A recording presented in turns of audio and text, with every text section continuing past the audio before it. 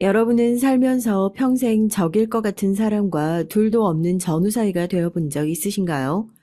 오히려 평생 믿고 지냈던 사람이 사실 나에게 적일지도 모른다는 생각, 그로 인해서 평생 적으로 등을 돌리고 살았던 사람과 둘도 없는 끈끈한 사이가 되는 그런 말도 안 되는 경우, 네, 맞습니다. 모두 최근에 저에게 일어난 말도 안 되는 얘기죠. 제가 오늘 톡톡 사연에 가지고 온 얘기는 이런 말도 안 되는 얘기에 더 말도 안 되는 등장인물, 바로 저와 시어머니에 대한 이야기예요. 시집을 오고 나서 시어머니를 처음 만나고 나는 평생 시어머니와 딸 같은 며느리 사이로 지낼 일은 절대 없겠구나, 그렇게 생각했어요. 꼬장꼬장한 성격에 자존심은 강하고 본인 자존심이 누구보다 가장 중요한 사람이어서 남 자존심을 깎아내리면서까지 그렇게 본인의 체면을 유지하셔야 했지만 직성이 풀리시는 분, 그런 사람이 저희 어머님이셨으니까요. 그런데 최근 어머님과 제가 말도 안 되게 기가 막힌 일을 하나 겪으면서요. 저도 평생 이해 못하고 살 것만 같았던 저희 어머님을 조금은 이해하게 되고 지금은 고부지간이라고 하기엔 너무 다정한 둘도 없는 끈끈한 동료 정도가 되었답니다. 이게 무슨 일인가 싶으시죠? 왜 이런 얘기가 있잖아요. 내부에 있는 사람들을 가장 끈끈하게 뭉치게 할 수 있는 방법은 외부의 적을 하나 만들어주면 된다고요. 우리가 공통으로 공격해야 할 적이 있다는 사실을 알게 되면 아무리 사이가 좋았던 사람이건 안 좋았던 사람이건 서로 끈끈하게 뭉칠 수밖에 없다고요. 그러면 저랑 저희 어머님 사이에 생겨난 공통의 적은 누구냐 하면요. 바로 저희 아버님입니다. 사실 결혼을 할 때까지만 하더라도 어머님은 좀 까탈스럽고 유별난 성격이지 싶었는데 아버님 때문에 골치 아플 만한 일은 없겠구나 했을 정도로 성격이 좋으셨거든요. 아버님이 예전에는 장사를 잠깐 하시다가요. 지금은 버스기사 일을 하고 계시거든요. 워낙 성격이 외향적이고 밖에 나가서 사람들 만나고 얘기하는 것을 좋아하시는 활발하신 성격이어서 어머님이랑 아버님 두 분이 참 잘 맞는다 생각도 들었고, 오히려 성격이 정반대인 부부들이 잘 산다고 하니까요. 서로 눈꼴 시려울 정도의 애정 표현은 하지 않더라도 오래 같이 살면서 생겨난 끈끈한 부부의 우정 같은 게 보이니까 저도 남편이랑 살면서 어머님 아버님처럼 늙어가면 좋겠다, 한때는 제 롤모델을 삼았던 사람이기도 해요. 남편한테도 항상 아버님 반만 좀 닮아봐라 구박도 했었고요. 그런데 그런 아버님이 저희 가족의 공동의 적이 되었다고 하면 아마 다들 대체 무슨 일인가 하고 깜짝 놀라 뒤집어질 만한 일일 거예요. 그러면 지금부터 우리 가족에게 일어난 기가 막힌 얘기를 찬찬히 시작해 볼까 합니다. 저희 친정 어머니가요. 저 고등학교 때부터 아버지랑 이혼을 하시고 혼자 저를 키우셨어요. 그때는 이혼을 하면 마치 큰일이라도 난 것처럼 사람들이 떠들어대고 일을 크게 부풀리고 그런 게 있었는데요. 그런 상황에서도 주변 사람들이 손가락질을 하는 거 하나도 신경 쓰지 않고 그냥 오로지 본인과 저의 행복을 위해서 빠르게 이혼을 결정해 준 어머니한테 감사하다는 생각만 들더라고요. 저희 아버지가 바람을 폈거든요. 처음에는 어머니가 이제 너도 이 정도 컸으면 알 거 다 알지 않냐고, 너도 우리 집 사정에 대해서 알아야 할 건 알아야 한다고 저를 불러 앉혀놓고 아버지가 바람을 폈고 나는 그래서 더 이상 그런 사람을 가정에 품고 살 수가 없어서 이혼하려고 한다. 거의 통보식으로 저에게 말씀을 하셨을 때 너무 충격적이었어요. 저희 아버지가요. 동네에서 유명한 팔불출이자 딸바보였어요. 어디서 사람들이랑 회식을 하고 들어올 때도 이거 우리 마누라가 좋아하는 거라면서 포장을 해오고 길을 가다가 예쁜 게 보이면 우리 딸 줘야 한다고 사들고 오는 그런 사람이니까 동네 사람들이 얼마나 칭찬을 했겠냐고요. 세상에 저런 남편, 저런 아버지가 어딨냐고. 저랑 엄마랑 복 받은 거라고 입을 모아 그랬습니다. 그런데 알고 보니까 그렇게 다정하게 굴었던 여자가 어머니랑 저 말고도 또 있더라고요. 어머니도 그랬어요. 잠깐 실수처럼 바람을 핀 거였으면 본인도 그냥 다른 여자들과 마찬가지로 눈 한번 딱 감고 넘어가 줬을 거라고요. 알고 보니까 외도를 한 것도 모자라서 그 여자와 아이까지 낳아가지고 저 말고도 딸이 하나 더 있다고 하더라고요. 우리 집은 아버지가 혼자 벌어서 먹고 살기 어려우니까 입에 풀칠을 해가면서도 저도 갖고 싶은 게 있어도 한 번 조른 적이 없어. 그렇게 살고 있는데 항상 주머니가 궁한 이유가 챙겨야 할 식구가 한 세트가 더 있어서 그런다는 사실을 알게 됐을 때 저희 엄마 배신감이 얼마나 컸을지 말로는 다 못하죠. 더군다나 어머니 말로는 상간녀와 그 집 딸을 만나고 왔는데 세상에 그 집 딸이 저와 동갑이더랍니다. 그러니까 어머니가 임신을 해서 부른 배를 이끌고 바깥 일을 하고 돌아온 사람 시중까지 들고 있을 때 그 시기에 나가서 바람을 폈다는 거죠. 세상에 그런 파렴치한이 또 어딨냐고요. 아버지는 뭐 할 말이 있겠어요. 입이 10개라도 할 말이 없는 상황이고 솔직히 제 앞에 무릎을 꿇고 정말 미안하다고 울면서 사과하는데 저는 그 사과도 믿기지가 않더라고요. 솔직히 정말로 미안했으면 아니 바람을 필 때 가족 얼굴을 한 번이라도 떠올렸다면 애초에 그런 파렴치한 짓을 시도조차 하지 않았을 것이라는 게 저와 어머니의 결론이었으니까요. 한 번은 더 기회를 달라고 애걸복걸하는데 그걸 보고 그랬어요. 아, 저쪽 상간녀 쪽도 뭐 크게 별 볼 일 없는 여자인가 보다. 남자들이 바람을 피면서 그런다고 하더라고요. 본인의 가정을 깨는 건 또 싫어한대요. 나름대로 보험인 거죠. 내가 바람을 아무리 펴도 언제든지 돌아갈 수 있는 가정이 있는 것이 그 파렴치한들 사이에서는 나름대로 든든한 방패막이 될 수 있으니까요. 저희 아버지도 딱 그 수준이었습니다. 적당히 놀다가 애도 좀 크고 하면 상간녀는 다른 남자랑 재혼시킬 생각이었대요. 그런데 욕심 많은 상간녀가 슬슬 자기 자리도 아닌 자리가 탐이 나기 시작했던 거죠. 저희 어머니를 밀어내고 나면 저희 어머니 자리에 본인이 앉을 수 있지 않을까. 그러면 자기 자식도 상간녀의 딸이라는 소리 안 듣고 제대로 키워볼 수 있지 않을까. 아마 그런 욕심에 슬슬 발톱을 드러내고 본색을 나타냈을 겁니다. 그런데 그 상간녀가 그건 몰랐던 거죠. 자기가 물고 빨고 했던 그 인간이 사실은 실속 하나 없는 팔불출이라는 듣기 좋은 별명만 가지고 있는 빈 껍데기뿐인 인간이라는 것을요. 저를 갖고 난 이후로 어머니가 일을 쉬긴 했지만 사실 그 전까지만 하더라도 아버지가 벌어오는 돈은 집안 살림에 넓은 백사장이라면 거기다가 모래 한 움큼 쥐어 붙는 정도 수준밖에 되지 않았다고 해요. 그러니까 재산을 만드는데 큰 기여를 하지 않았던 사람인 거죠. 오히려 저희가 지금 살고 있는 집부터 시작해서 결혼하기 전에 사가지고 온 혼수들이며 땅이며 친척들에게 도와준 돈까지 집안의 경제권은 어머니가 꽉 쥐고 있었던 통에 아버지는 그야말로 손가락만 빨면서 쫓겨나는 신세가 되고 말았죠. 한미천 제대로 챙겨서 상간녀랑 알콩달콩 신혼살림이라도 차리고 싶었을 텐데 미리 눈치를 챈 어머니가 손을 잘 써놓은 덕분에 저희 재산이 한 푼이라도 뺏기는 일은 없었어요. 그 뒤에 뭐 항소를 하겠다고 위자료를 못 내겠다고 아직까지 싸움이 완벽하게 해결되지 않은 부분도 있지만 거의 대부분의 소송은 저희의 손을 들어주면서 마무리가 됐고요. 그런 일을 겪고 나니까 저희 어머니랑 제가 바람에 바자만 나와도 학을 떼는 사람이 된 건 당연했죠. 저희 아버지도 그냥 봤을 땐 세상 다정하고 멀쩡한 사람이었으니까요. 남자들이 여자 꼬시려고 하면 뭐 말을 못해. 그때야 뭐 달도 따다 준다, 별도 따다 준다. 아주 듣기만 하면 달콤한 소리를 줄줄줄줄 내뱉는 게 당연한 거지. 근데 너 그리고 나서 그 다음 봐야 한다. 잡을 물고기한테 밥 주는 낚시꾼 봤어? 똑같은 거야. 너네 아버지도 우리를 잡은 물고기라고 생각하니까 그렇게 남의 집 가서 밥 떼먹이고 있었던 거라고. 평생 그거 두 눈 똑바로 뜨고 감시할 생각 없으면 너도 결혼 같은 거 절대 하지 말아라. M1 불똥은 저한테 튀었어요. 사실 아버지가 그렇게 된 걸 제외하고서는 뭐 크게 힘든 일 없이 전 살아왔다고 생각했거든요. 오히려 어머니한테 고마웠다니까요. 그런 말도 안 되는 아버지의 행동을 속으로 삭히고 참고 살아왔다고 생각하면 그걸 오히려 더 못 견뎠을 것 같은데요. 그래도 일찌감치 그런 사람들을 뿌리채 뽑아야 한다.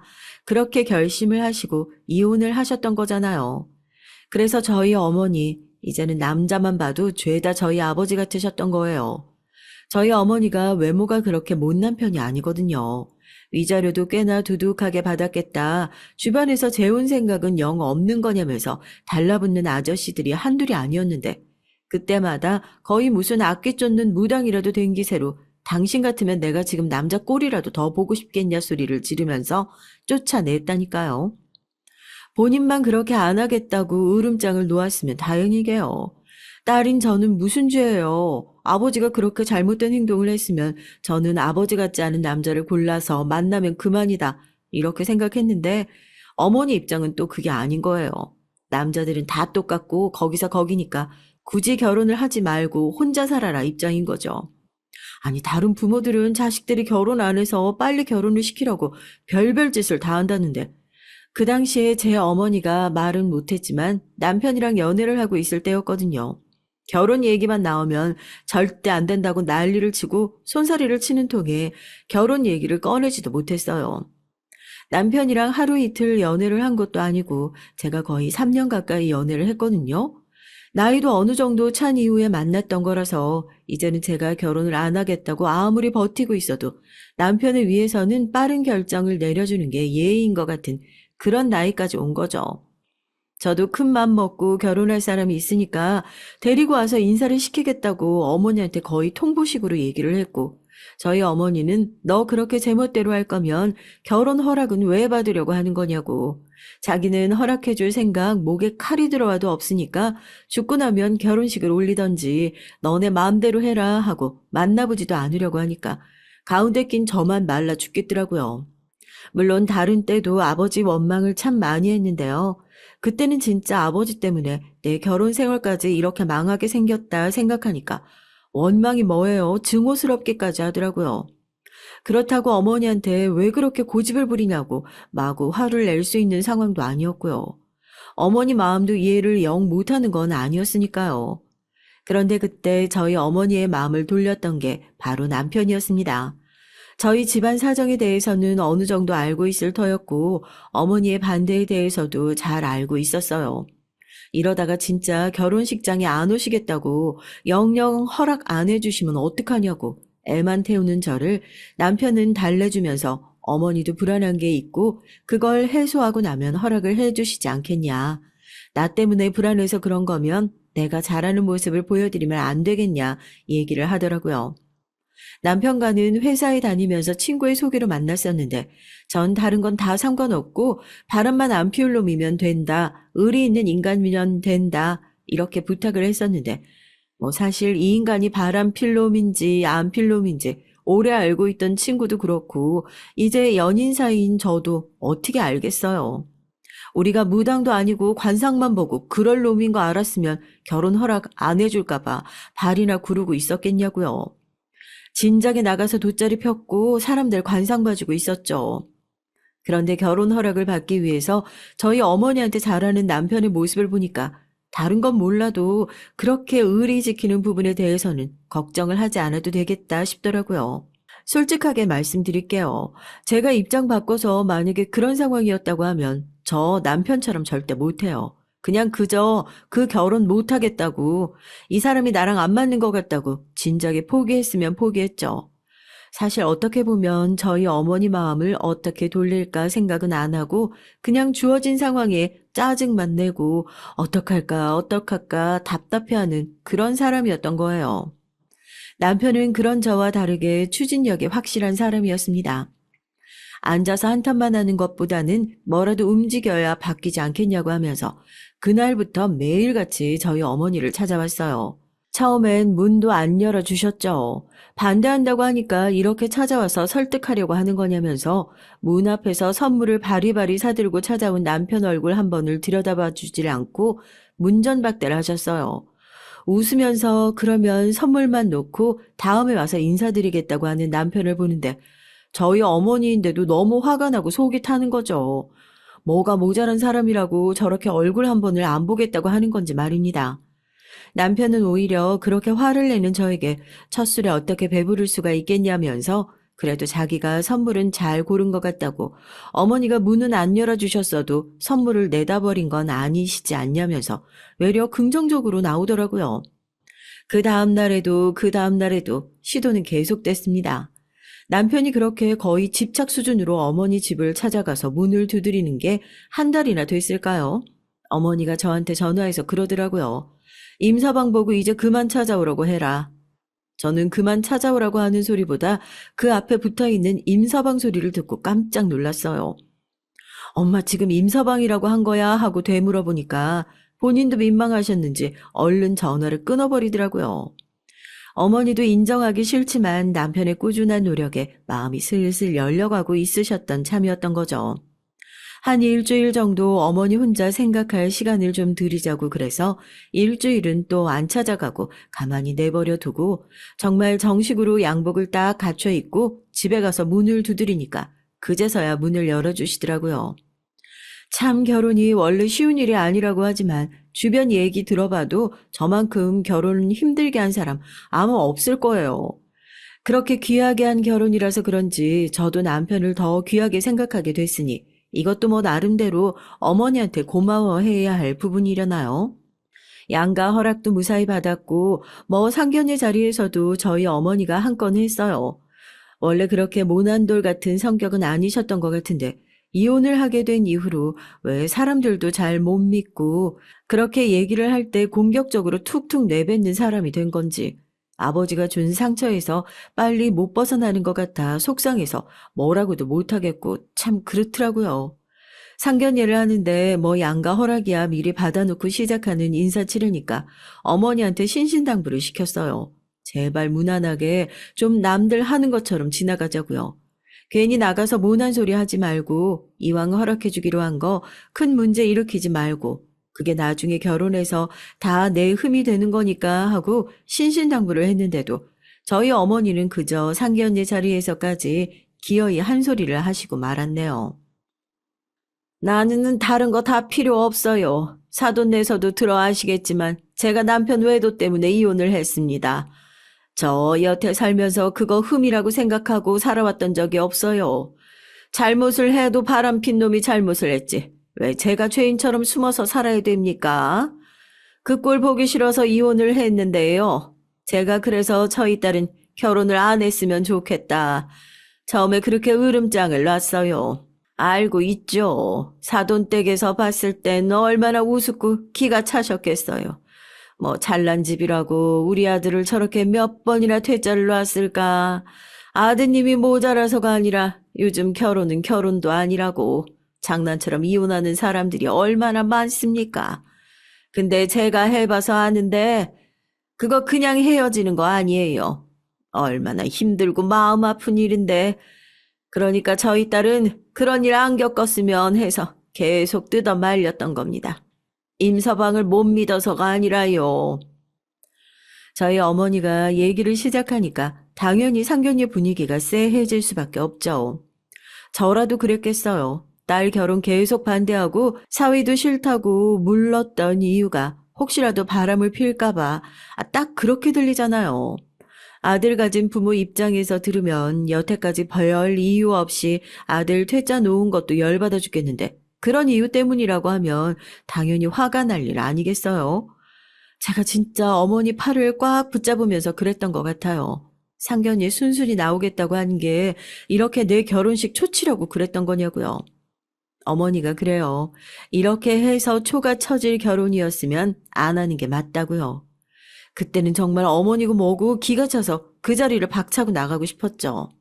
그런데 그때도 지금도 참 다행이고 감사한 게요. 저희 시어머니께서 거기 나서서 제 편을 들어주시더라고요. 제가 말씀드렸잖아요. 솔직히 기분 상해서 상견례 자리 없고 나가버려도 할 말 없는 상황인데 딱 보니까 시아버지는 이미 그 얘기를 듣고 나서부터 기분이 상하셨는지 헛기침을 하시면서 먼 산만 쳐다보시고 있고 저는 그냥 속으로 상견례 자리가 망했구나. 내 결혼이 결국 어머니 때문에 물 건너가게 생겼구나. 한숨을 푹푹 쉬고 있었죠. 구덕이 무서워서 장 못 담글 일은 없지 않겠어요. 두 사람이 이렇게 좋다고 하는데 나중에 혹시라도 마음에 상처받을까 무서워서 결혼 못 시킨다고 하면 사부인께서 되려 딸 상처 주지 않으려고 한 선택이 딸한테 더 큰 상처가 될 수도 있겠는데요. 물론 애들이 그렇게 나쁜 길로 가지 않도록 저희가 옆에서 잘 지켜봐줘야죠. 부모가 하는 일이 결국 그런 거 아니겠습니까? 이왕 마음 열어주시기로 한 거 조금 더 마음 쓰셔서 온전하게 저희 아들 잘난 부분만 좀 봐주시고 이제 저희는 뒤에서 애들이 나쁜 길로 가는지 가지 않는지 팔짱 끼고 지켜보는 역할만 했으면 참 좋겠다 싶네요. 사부인께서도 결국엔 우리 세아가 행복했으면 좋겠어서 그런 말씀 하시는 거 아닌가요? 웃으면서 조근조근 얘기를 하시는 시어머니 덕분에 저희 어머니도 결국에 같은 마음이다. 반대할 생각이었으면 상견례 자리에 나오지도 않았을 거다 하고 먼저 백기투항을 하시더라고요. 충분히 기분 나쁘셨을 수도 있을 만한 일인데 서로 기분 나쁘지 않게 잘 얘기를 꺼내시고 분위기를 유하게 만드시는 시어머니를 보면서 내가 결혼하고 닮아야 할 사람은 저런 분이겠구나. 그 자리에서 생각을 했어요. 얼마나 우아하고 멋있어 보이던지요. 뭐 저희 어머니가 상견례 자리에서 잠깐 초쳤다고 미워하거나 그러진 않아요. 그래도 딸인데 저까지 어머니 편 안 들어주면 누가 어머니 편을 하겠어요. 그래도 혹시라도 제가 나쁜 첫인상을 갖게 되지 않을까 싶어서 서로 생각하는 마음에 오해가 있었던 것 같다고 깔끔하게 장례를 정리해버리는 시어머니가 참 대단하다 싶으셨습니다. 저런 시어머니 밑에서 자란 남편이기에 이렇게 무조건적으로 주는 사랑도 잘 알고 모난 곳 하나 없이 컸구나 싶고 저도 나중에 남편과 자식을 낳는다면 자식에게 저런 엄마로 비춰줬으면 좋겠다 싶었죠. 그렇게 우여곡절 끝에 결혼식을 올리게 됐고 그 당시에 남편이랑 제 상황이 여유로운 편이 아니라서요. 아이를 낳고 나서 큰 집으로 이사를 가려면 그 전까지는 최대한 살림을 좀 아껴서 해야겠다 생각을 하고 신혼살림은 시댁에서 시작을 했어요. 결혼을 하자마자 시집살이를 바로 시작한다는 게 제 입장에서도 부담이 되긴 했지만 시어머니가 그렇게 피곤하신 스타일도 아니라는 것을 제가 먼저 알고 있었고 또 시아버지는 무뚝뚝한 성격에 원체 같은 공간 안에 있어도 말도 잘 안 거시는 분이었기 때문에 그냥 식탁에 숟가락 하나 더 얹어놓은 느낌이라고 해야 하나요? 제가 시집살이를 시작했는데도 앞으로 시부모님을 모시고 살아가야 하는구나 하는 그런 부담감은 없었던 것 같아요. 아니라 다를까 그렇게 신혼생활을 시작한 게 저한테는 오히려 큰 복이었던 것 같아요. 사실 일을 하고 바쁘다는 핑계로 살림을 전혀 모르고 살았거든요. 어머니한테 살림을 배우고 싶어도 그게 가르쳐 준다고 금방 느는 것도 아닐 뿐더러 살림 배워봤자 집에서 살림이나 하다가 버림받기밖에 더하냐고 금방 나를 세우시는 친정 어머니 때문에 뭐 집에서는 제가 먹은 그릇, 제가 설거지하는 당연한 일 하나조차도 눈치를 보면서 해야 했고요. 그러니까 막상 시집을 와서 시댁 생활을 하는데 며느리가 할 줄 아는 일이 하나도 없는 거예요.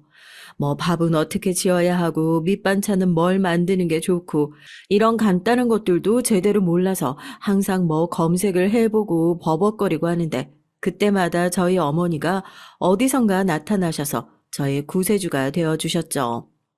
처음부터 살림을 잘하는 사람이 어디 있겠냐고. 원래 며느리들은 시집 보내놓고 나면 시어머니가 다 만들어주는 거라면서 어려운 게 있으면 언제든지 얘기해서 같이 헤쳐나가자고 그렇게 얘기를 해주시더라고요.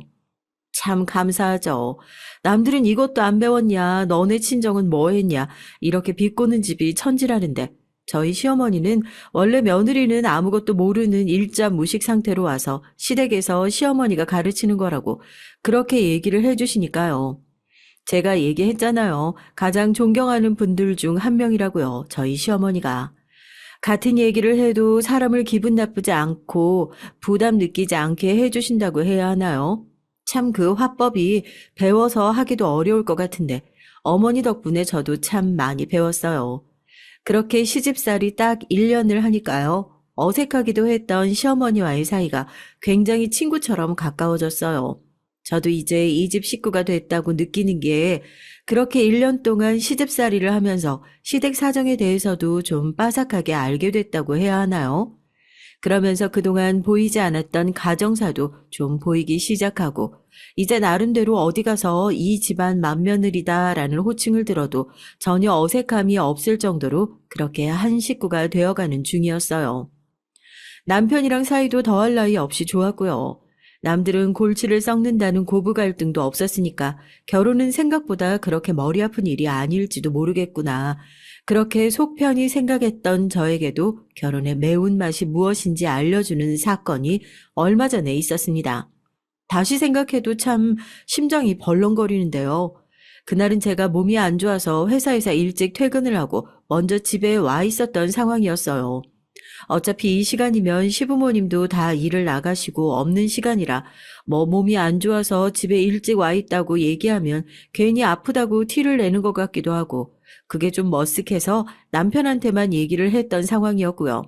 뭐 이 시간에 올 사람도 없으니까 그냥 편하게 잠만 좀 푹 자고 저녁에 나가서 죽이라도 하나 사다 먹어야겠다 생각을 하고 있다가 까무룩 잠이 들었는데 비밀번호를 치는 소리가 들리더라고요. 그래서 화들짝 놀라서 제가 현관으로 나갔죠. 이 시간에 비밀번호를 치고 들어올 사람은 우리 식구들밖에 없는데 다들 지금 밖에 나가서 일을 하고 있으니까 이게 무슨 일인가 하고요. 혹시라도 제가 아프다는 얘기를 해서 남편이 죽이라도 사들고 왔나. 사실 거기까지 기대를 하진 않았는데 솔직히 남편이 아니고서야 이 시간에 집에 올 사람이 누가 있겠어요. 그렇게 후다닥 거실로 나가서 누군가 보고 있으니까 제가 거실로 나오는 소리를 들었는지 문을 확 안 열어젖히고 문 앞에서 머뭇머뭇하는 게 느껴지더라고요. 아버님, 이 시간에 집은 어쩐 일이세요? 뭐 두고 가신 게 있으시면 전화로 말씀을 하시지. 아, 제가 집에 있는 걸 모르셨구나. 저 몸이 좀 안 좋아서요. 아무래도 집에서 좀 쉬었다가 나가야 할 것 같아서 오늘 회사 일찍 마치고 그냥 집으로 왔어요. 아버님은 어쩐 일이세요? 밖에 뭐 친구분이랑 같이 오신 거 아니에요? 저희 아버님이었습니다. 한참을 머뭇거리다가 문을 열고 들어오신 분이요. 제 얼굴을 보시더니 평소에 말수도 없으신 분이 놀란 건지 당황한 건지 막 두서없이 얘기를 하시더라고요. 제가 아파서 일찌감치 퇴근을 하고 집에 있다는 얘기를 하니까 그러면 좀 미리 얘기를 해주지 그랬냐고 핀잔 아닌 핀잔까지 주셨고요. 분명히 문 밖에 누가 또 있는 것 같은 느낌이었거든요. 문이 닫히기 직전에 여자분 뒷모습을 본 것 같기도 하고 제가 그때는 아파서 정신이 워낙 없던 상황이라 긴가민가 했었는데 제가 혹시 맞게 본 건가 싶어서 아버님한테 누구랑 같이 오신 거냐고 손님이랑 같이 오신 거면 제가 자리를 비켜드리겠다고까지 얘기를 했어요. 그러니까 아버님이 펄쩍 뛰면서 무슨 소리냐고 혼자 왔다고 그러시더라고요. 분명히 누가 또 있었던 느낌이었는데 아버님께서 저렇게 말씀하시는 거 보니까 내가 잘못 봤나 싶기도 하고 뭐 바로 앞에 계단이 있으니까 다른 층에서 계단으로 내려가는 사람을 잘못 봤을 수도 있고요. 그때는 별로 대수롭지 않게 생각을 하고 넘어갔습니다. 아, 뭐 챙길 게 있어서 잠깐 집에 들렀는데 이 시간에 아버님이 집으로 오셨다고 괜히 가족들한테 얘기하지 말고 그래봤자 잔소리만 더 듣지. 안 그래도 요즘 물건을 깜빡깜빡 하고 다닌다고 가족들이 한 소리씩 하는데 말이야. 무슨 소린지 알겠지? 그제서야 아버님이 당황하신 이유를 알겠더라고요. 가뜩이나 요즘 가족들이 물건 놓고 다닌다고 왜 그렇게 깜빡깜빡 하냐고 병원이라도 한번 가보라고 그랬다고 하시더라고요.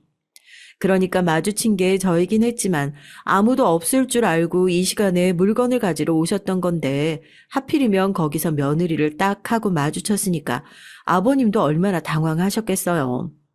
이렇게 깜빡거리는 거 동네방네 다 소문내고 다닐 일이 있냐고 머쓱해 하시더라고요.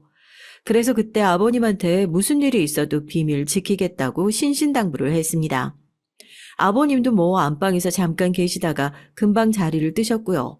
저한테 괜히 한 소리 하신 게 미안하셨는지 저녁에는 오늘 밥은 안 먹고 싶고 죽이 당긴다면서 죽을 사들고 들어오셔서 온 가족이 같이 죽을 먹기도 했고요. 제가 아프다는 얘기를 듣고 내심 신경을 쓰고 계셨구나. 무뚝뚝해 보이셔도 저렇게 따뜻하신 면이 있으니까 어머님이 여태 의리를 지키면서 사시는구나 했어요.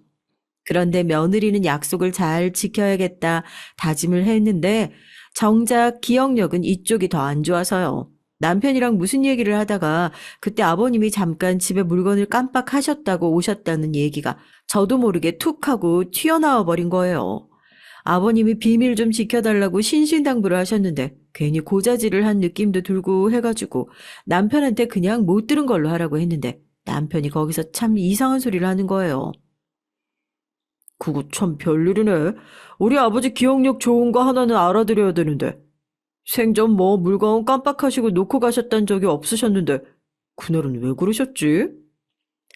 아버님 말로는 요즘 하도 물건을 놓고 다니고 깜빡하셔서 가족들한테 핀잔을 듣기 싫으니 비밀로 해달라 그렇게 말씀을 하셨었는데 남편 얘기를 들어보니까 그게 또 아닌 것 같은 거예요.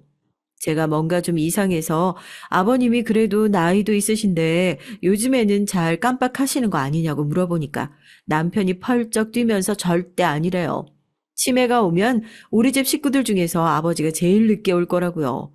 얼마 전에도 본인이 까먹은 일정을 아버님께서 말씀해 주셔서 챙겼다고까지 하는 거예요. 남편은 그런 아버님이 뭐 물건을 까먹어서 집에 잠깐 들렸다는 얘기를 정말 대수롭지 않게 생각했겠지만 전 순간 그 느낌이 확 오는 거죠. 아, 이거 아버님이 가족들한테 뭔가 숨기고 있구나 하고요. 여자의 촉이요. 절대 오지 않았으면 했던 사람인데 그게 하필이면 저희 아버님한테 딱 올 게 뭡니까? 그러면 그때 문 뒤에 있었던 것 같은 사람이 내가 잘못 본 게 아니라 아버님이 정말 데리고 왔던 사람일 수도 있겠구나. 생각이 거기까지 가니까 이걸 어머님한테 말씀을 드려야 하나 말아야 하나 고민이 되는 겁니다. 그런데 그때까지만 하더라도 아직은 확실한 증거가 없는 상황이니까 대뜸 아버님이 바람을 피우시는 것 같아요 하고 얘기를 했다가 아니 땐 굴뚝에 연기 나는 상황을 만들어 버릴 수도 있잖아요. 그냥 이제부터 좀 예의주시하고 좀 더 확실한 증거가 보이면 그때 어머님한테 더 숨기지 말고 말씀을 드려야겠다 생각을 했어요.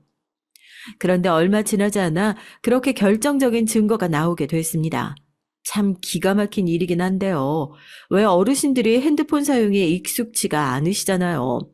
저희 어머니만 하더라도 카카오톡이랑 이런 것들을 잘 사용하시긴 해도 뭐 메시지를 공유하거나 전달하거나 이런 기능을 잘 사용하지 못하시고 제가 아무리 알려드려도 헷갈려서 종종 실수하시는 경우가 있거든요.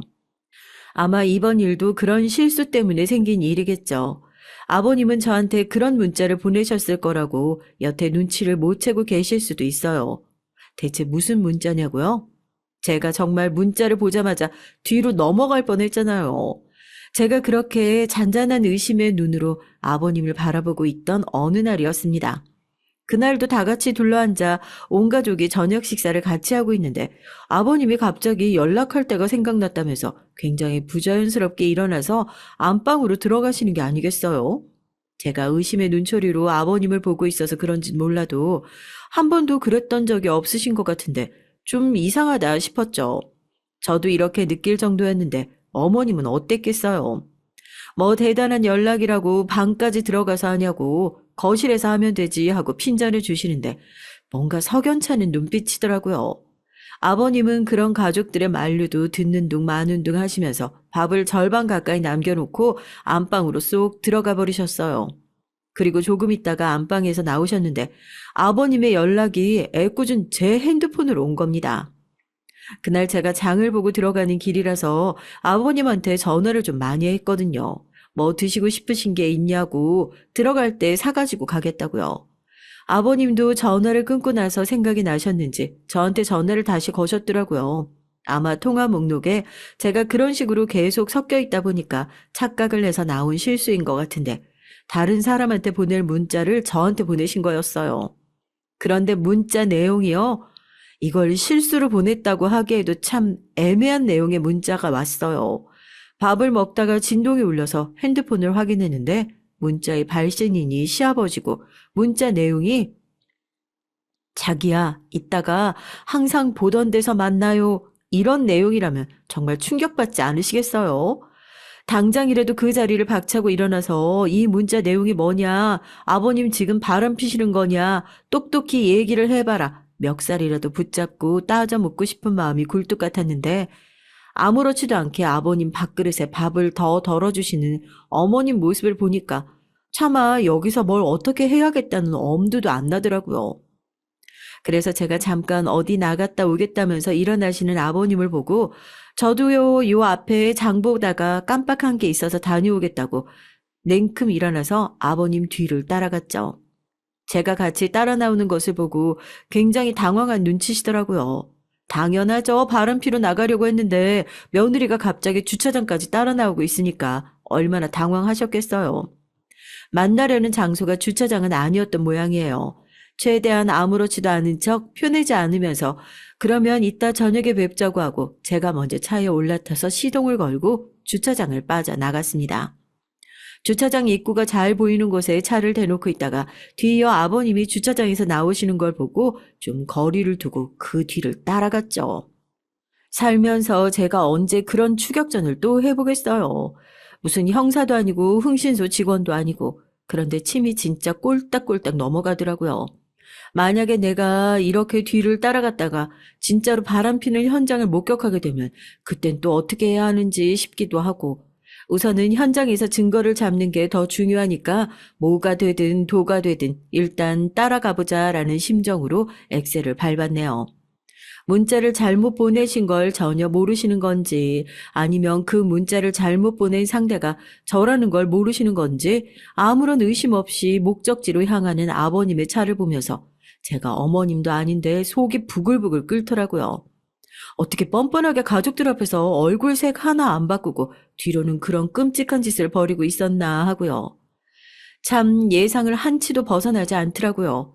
차라리 제가 어줍지 않게 오해한 거라도 좋으니까 제발 이런 잘못된 선택이 아니길 바랐는데 아버님의 차가 멈춰선 곳은 숙박업소들이 즐비해 있는 골목이었습니다.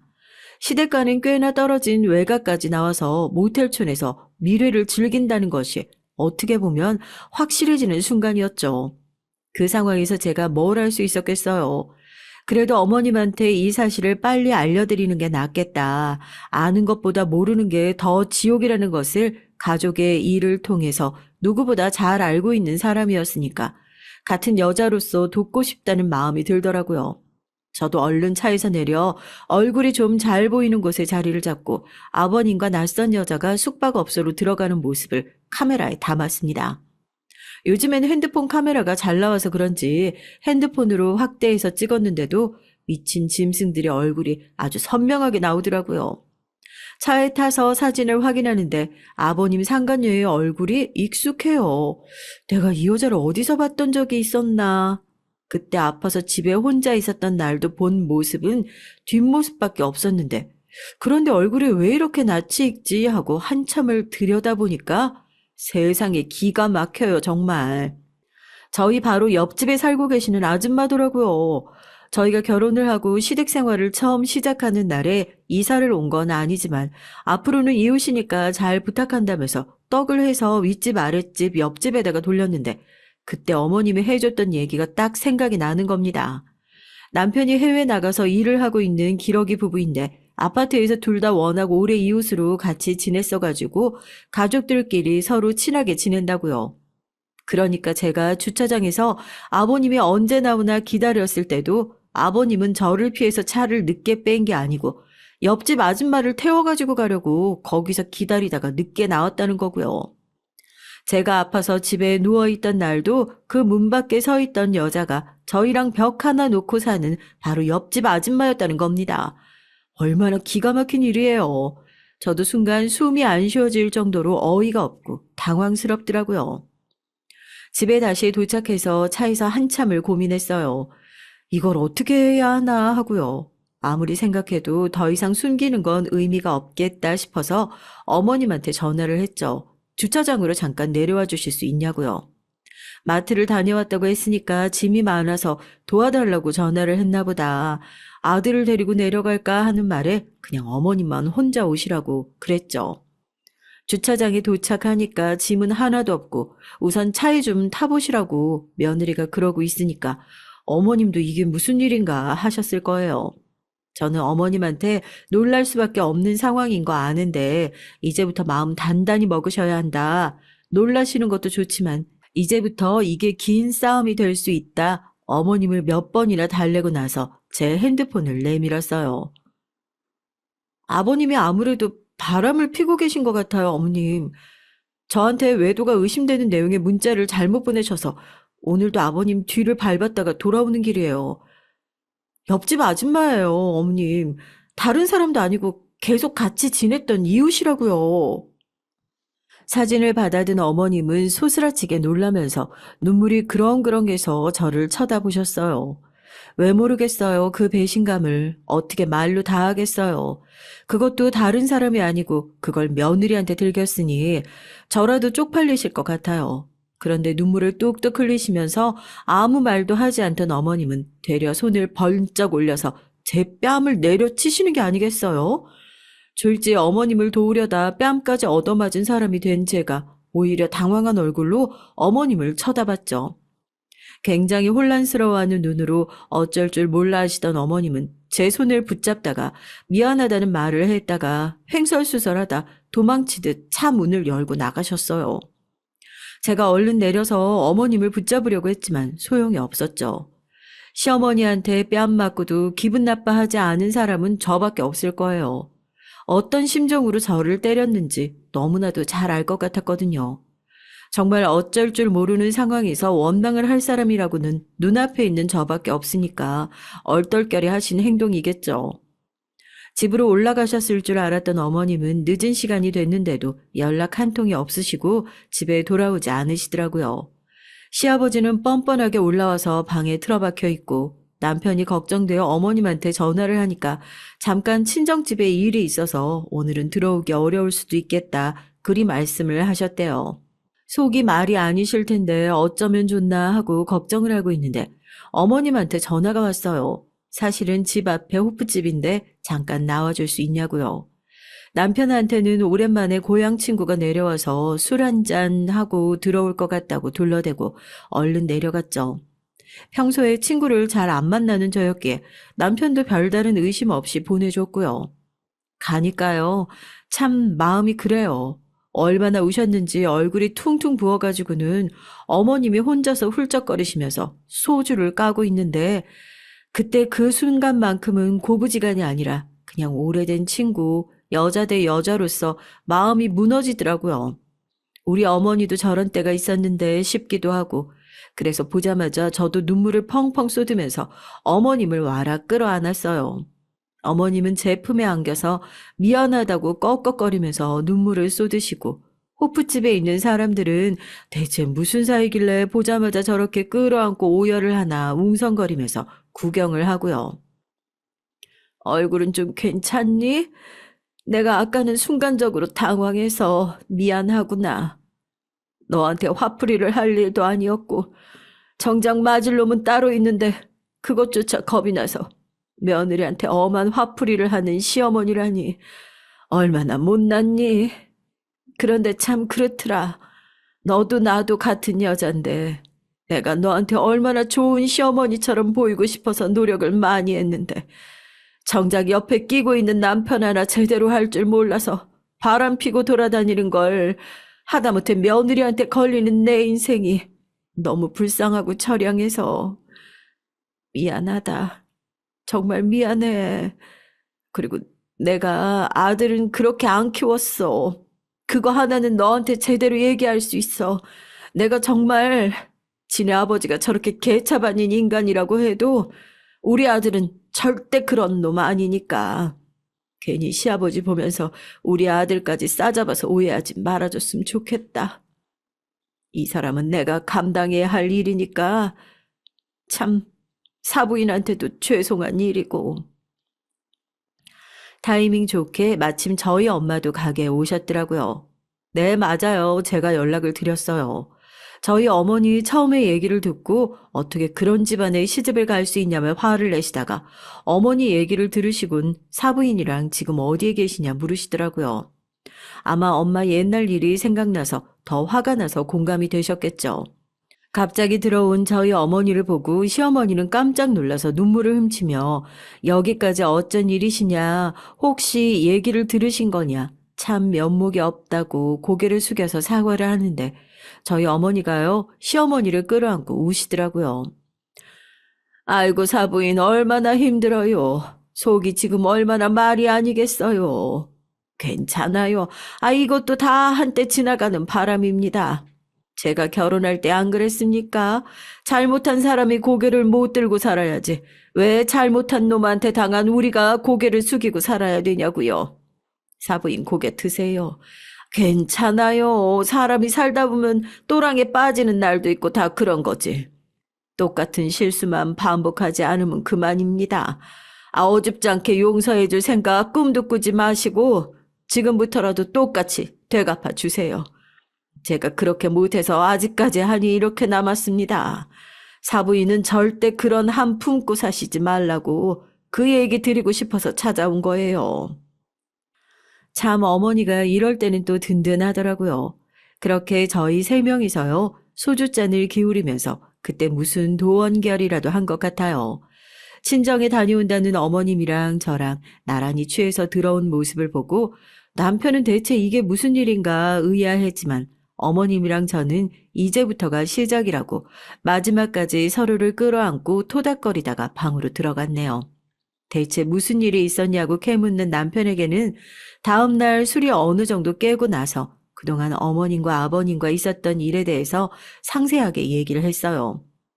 그래도 남편은 정신이 똑바로 박힌 사람이더라고요. 당장 아버지를 찾아가서 죽여버리겠다는 기세로 길길이 날뛰길래 소송 끝날 때까지 그 마음 변치 않고 어머님 편 들어드리면 된다고 이번에 제가 남편을 뜯어 말렸어요. 이혼도 경력직이 유리하다고요. 저희 어머니가 소개시켜준 변호사를 만나서 어머님은 아버님 몰래 이혼 소송을 차근차근 준비하고 있었습니다. 저희가 뭔가 준비하는 낌새를 알아차리고 저쪽에서 준비를 하면 말짱 도루묵이었으니까요. 평소와 다름없이 단란하고 사이좋은 가족 연기를 하다가 결국 지난달에 어머님이 아무렇지도 않게 밥을 먹고 있는 아버님의 뺨을 시원하게 올려붙이고 이혼 소장을 집어던짐으로써 이 연극도 막을 내리게 됐습니다.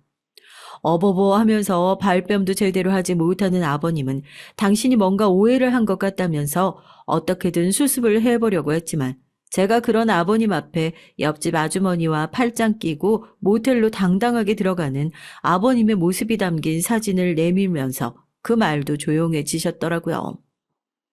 어차피 합의해 줄 거라는 기대도 안 했어. 당신 남은 인생 마누라도 없이 자식도 없이 얼마나 비참하게 나락으로 떨어질지 앞으로 잘 구경할 테니까 어디 한번 그 여편네랑 잘 살아봐. 그 여편네가 자기 남편이랑 순순히 이혼을 하고 빈 껍데기밖에 없는 당신한테 와줄 줄 모르겠지만 말이야. 상간녀는 가만히 내버려 뒀냐고요? 당연히 아니죠. 저희 소송 당할 거 다 각오하고 상간녀 남편에게도 똑같은 내용의 증거물들을 그대로 보내줬습니다.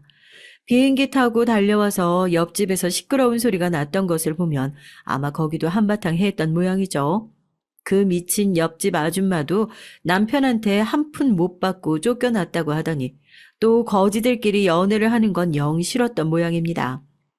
아버님이랑 둘이 재결합을 했다는 소리는 없는 걸로 봐서 말이에요. 그렇게 큰 일을 하나 겪고 나니까요. 이제는 시댁이 정말로 제 가족 같아요. 어머님과는 말로 다 할 수 없는 끈끈한 전우애가 생긴 것 같고요.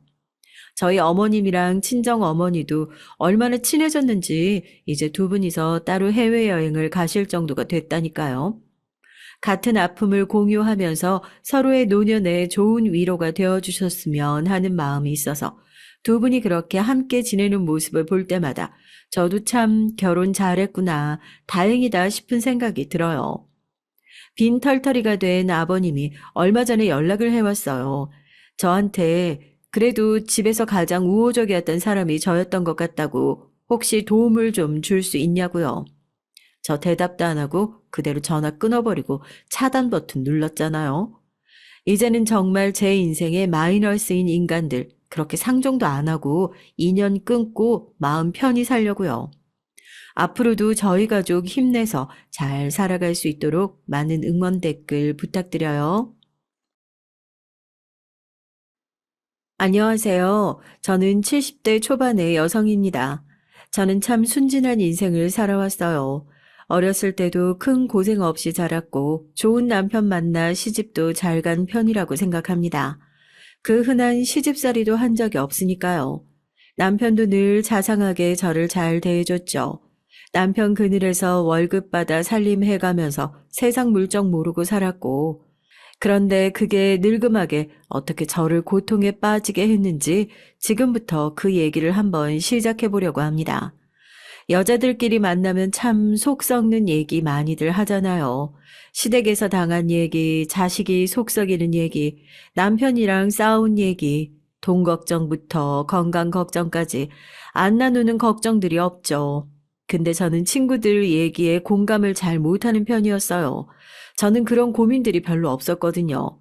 친구들은 입을 모아 저에게 얘기하곤 했습니다. 아이고, 정말 남편이고 시댁이고 징글징글 하다니까. 어머, 얘는 또 고개 끄덕이면서 듣고만 있네. 아, 너는 남편 얘기할 거 없어? 넌 맨날 듣기만 하니까 야 재미없다, 얘. 어? 아, 우리 남편도 뭐, 아유, 너네 남편처럼 속상하게 할 때도 있지. 다 비슷한 것 같아. 어머, 얘 좀 봐. 너는 네 남편 흠잡을 데가 없구나. 볼 흉도 없으니까 그렇게 어색한 말이 나오지. 그러고 보면 너는 참 타고나길 좋은 팔자다. 원래 결혼하면 꼭 한 번씩 속을 썩는 일이 있는다는데, 아, 넌 어떻게 그렇게 무탈하게 잘 사냐? 남편 복도 있지, 자식 복도 있지. 그만하면 남편 벌이도 넉넉한 편이고. 맞아.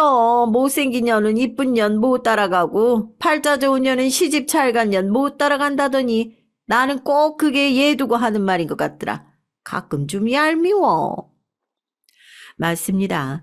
앞서 얘기했듯 저는 정말 흘러가는 대로 살았을 뿐인데, 인생의 순풍에 돛을 단 것처럼 흘러갔다고나 할까요? 남편과는 중매로 만나 서로를 잘 알지 못하고 결혼을 했지만 운이 좋았던 것인지 참 자상하고 가정적인 사람이었어요. 저도 수더분한 성격이었고요. 그런 부모 밑에서 자라니 애들도 어찌나 기질이 순하고 착한지 아들 하나 딸 하나를 두었지만 애들이 그 흔한 사춘기도 안 거치고 공부도 곧잘 해서 딸아이는 저 멀리 외국에 취직을 해서 살고 있고 아들은 대기업에 들어가 제법 제 앞가림을 잘하고 있었죠. 아들은 어느 정도 홍기가 찬 나이가 되자 며느리감을 데리고 왔어요. 며느리도 처음엔 참 싹싹했죠. 애교도 많고 부침성도 좋고요. 시어머니 입장과 며느리 입장은 다르니까 그 애는 저를 어떻게 생각했을지 모르겠지만 제 딴에는 좋은 시어머니가 되려고 노력을 많이 했다고 생각합니다. 어머니, 요새 저희 엄마가요, 제일 잘하시는 일이 딸을 낳은 거래요. 이렇게 나이 들고 보니까 딸이랑 친구처럼 오붓하게 쇼핑도 하고 마사지도 받으러 다니는 게 인생의 큰 재미라고 하셔요. 어머님은 아가씨가 미국에 계시니까 이런 재미 많이 못 느껴보셨죠? 제가 앞으로 딸처럼 어머니 모시고 좋은 곳 많이 다닐게요. 처음에는 이렇게 사근사근하게 굴던 며느리가 결혼식을 기점으로 조금씩 달라지기 시작했습니다. 저는 며느리에게 최선을 다해 잘해준다고 하긴 했지만 며느리는 영 그게 성에 안 차는 눈치더라고요. 제 입으로 제 칭찬을 하는 것 같아서 말하긴 그렇지만 또 들으셔야 판단을 할 테니까 얘기를 해보자면 애초에 결혼을 시킬 때부터 저는 저희 앞으로 들어온 축의금까지 다 아들 부부에게 줬어요. 자식 결혼식은 어찌 보면 부모 행사나 다름없다는데 이렇게 하시는 분들이 솔직히 흔하진 않잖아요. 아무튼 개혼이고 남편이 워낙 성실한 사람이라 축의금만 해도 몇천만 원이었지만 그래도 새 출발하는데 보태 쓰라고 흔쾌히 건네주었습니다. 근데 요즘 애들은 참 왜 그럴까요? 고맙다는 말을 죽어도 못하는 병이라도 걸렸는지 글쎄 이런 식으로 말을 해요. 어머님, 아버님이 주시니까 받긴 하는데요. 저는 금전적인 건 중요하지 않다고 봐요. 제가 두 분께 돈을 맡겨놓은 것도 아니고, 저희가 10대, 철없는 20대 초반 나이도 아니고, 스스로 결혼하고 경제 생활을 하겠다는 주인데, 처음부터 도움 이렇게 많이 주셔서 되려 송구하네요. 아무튼 주시긴 주신 거니까 잘 쓸게요. 남편 눈썹이 팔자로 찌그러지면서 뭐라 한 소리 하려는 듯 했지만 제가 뒤에서 팔뚝을 꾹 잡으니까 참고 아무 말도 않고 넘어갔습니다. 그런 식으로 며느리는 당돌하게 행동할 때가 많았지만 제가 나서서 만류하는 바람에 유야무야 넘어갈 때가 참 많았죠. 시간이 가면 갈수록 며느리는 좀 저와 안 맞는다는 느낌이 많이 들었어요. 예를 들면 이런 거요. 제가 그래도 주부로 몇십 년을 살다가 보니까 제 취미가 뻔하지 않겠어요? 저는 수혜도 참 잘했고 집안 인테리어를 바꾸는데도 취미가 많았어요. 그 중에서도 제일 좋아했던 것은 예쁜 그릇이나 접시가 있으면 몇 개 모으는 것이었죠. 보고만 있어도 흡족해지는 것이 소소한 취미로 삼기 참 좋았거든요. 제가 워낙 그릇에 관심이 많고 좋아하는 탓에 남편이 주방 안쪽에 그릇장을 커다랗게 하나 짜줄 정도였으니까요. 거기에는 제 나름 자부심이 있는 그릇들을 잘 보이게 진열을 해놓았습니다. 그 당시에 쓰는 사람도 별로 없었던 명품 그릇도 세트로 몇 개 있었고요. 유기 그릇부터 커피잔까지 제 친구들도 집에 오면 탐내하는 식기들이 참 많았죠. 한날은 남편 생일이라고 며느리와 아들이 저희 집에 저녁을 먹으러 온 날이었습니다. 그날은 며느리가 오고 처음으로 차리는 상이라 제가 제일 아끼던 8인 세트 그릇을 꺼냈어요. 그게 사실 남편한테는 비밀로 하고 샀는데 150만 원이 넘는 거거든요. 접시며 밥그릇이며 국그릇에 금태가 둘러져 있어 설거지할 때 박박 문질러 닦지도 못하고 애기 닦아주듯 살살 어루만져줘야 하는 그런 그릇이었는데요. 하필 며느리가 자기가 설거지를 하겠다고 나섰다가 그 그릇을 와장창 깨버린 거 아니겠어요? 어머머, 이거 어쩜 좋아. 어머니, 이거 어떡해요? 이 그릇 많이 아끼신다고 하지 않았어요? 이게 다 깨져버렸어요. 아이고, 아주 산산조각이 나버렸네. 넌 괜찮니? 어디 안 다쳤어? 괜찮아요. 죄송해요. 그렇게 며느리는 풀이 죽어서 집에 돌아갔고 저도 속이 상하긴 하더라고요. 그게 외국의 유명한 접시 회사에서 뭘 기념한다고 나온 거라 똑같은 세트가 10벌밖에 없는 거였거든요. 이제 어디서 구할래야 구할 수도 없는 건데 식구도 적고 아끼느라 세트로 맞춰서 꺼낸 적도 한 번 없는 건데 이렇게 나름 게시를 하자마자 깨버리다니 심란한 마음이 들었죠. 근데 참나 다시 얘기하려고 해도 기가 막혀서 말이 안 나오는데 황당한 게 뭔지 아세요? 글쎄 그날 밤에 우리 아들을 붙잡고 그리 서럽게 울었답니다. 아들이 다음날 전화가 왔어요. 엄마, 이따가 며느리한테 전화 한번 해주면 안 돼? 어? 갑자기 무슨 전화? 그게 사실은 어제 밤새 많이 울더라고. 자기 딴에는 처음 시집와서 부엌에 들어갔더니 설거지가 산더미인데다가 엄마가 설거지할 때 조심하라고 그렇게 눈치를 줬다며 비싼 그릇이라고. 금태가 벗겨지면 안 된다고 막 그러셔서 자기 딴에는 엄청 긴장해서 설거지를 하다 보니까 되려 평소보다 손이 말이 안 들어서 그릇을 깨뜨려 버린 거래. 근데 또 엄마가 부엌에 들어오자마자 걔보다는 그릇 먼저 살폈다며. 그게 서러웠나 봐. 나 원참 얘기가 와전이 돼도 이렇게 와전이 될 수 있나요? 네, 맞아요. 8인 세트 시키니까 설거지까지 해야 할 그릇이 많게 느껴질 수도 있었겠죠. 제가 그릇을 살살 닦으라고 한 것도 맞긴 맞는데 뭐 잔소리를 늘어놓은 것도 아니고 그냥 일반 수세미를 쓰면 안 된다고 하면서 설명 한 번 해준 것뿐이에요. 그리고 설거지도 며느리가 먼저 한다고 나섰던 건데 마치 제가 고된 시집살이를 시키려고 일부러 설거지 더미를 쌓아둔 것처럼 얘기를 하더라니까요. 고약하고 괘씸한 마음이 들었지만 일단 아들 부탁도 있고 해서 전화를 해서 얘기를 했죠. 어제 많이 놀랐니? 뭔가 오해가 있는 것 같은데 어제 내가 설거지를 시켜서 속상했어? 아니에요. 제가 당연히 해야 할 일인걸요. 무슨 말을 그렇게 누가 당연히 해야 할 일이 어디 있다고. 다만 난 네가 설거지를 하겠다고 나서길래 시킨 것뿐이고 그릇을 살살 닦으라고 한 거는 처음 우리 집에 와서 거들게 된 일이니까 내가 하는 방법을 알려준 것뿐이지 잔소리를 하거나 그러려던 거 아니야. 괜히 오해하는 것 같아서 설명한다면 그렇다는 거다. 아무튼 크게 놀랐다니 미안하게 됐다. 네. 그렇게 말씀해 주시니까 감사해요. 그렇게 저는 졸지에 며느리 쥐잡듯이 잡는 시어머니, 못된 시어머니가 됐지만 별말 안 하고 넘겼어요. 그러던 어느 날 저는 충격적인 전화를 받게 됐습니다. 남편이 택시를 타고 어디를 가는데 기사가 자꾸 길을 뱅뱅 돌아서 가더라는 거예요. 화가 난 남편이 급기야 차를 세우라고 했고 도로 한복판에서 왜 길을 돌아가냐, 바가지를 씌우려는 거냐 하며 택시기사와 싸움이 났는데 그만 둘 다 언성이 높아지는 큰 싸움이 된 모양이더라고요. 그렇게 거친 욕설을 주고받고 삿대질까지 하다가 남편이 그만 심장을 부여잡고 쓰러져 버린 겁니다. 급히 병원에 실려가서 심폐소생을 했지만 남편은 그렇게 허무하게 세상을 떠나고 말았어요.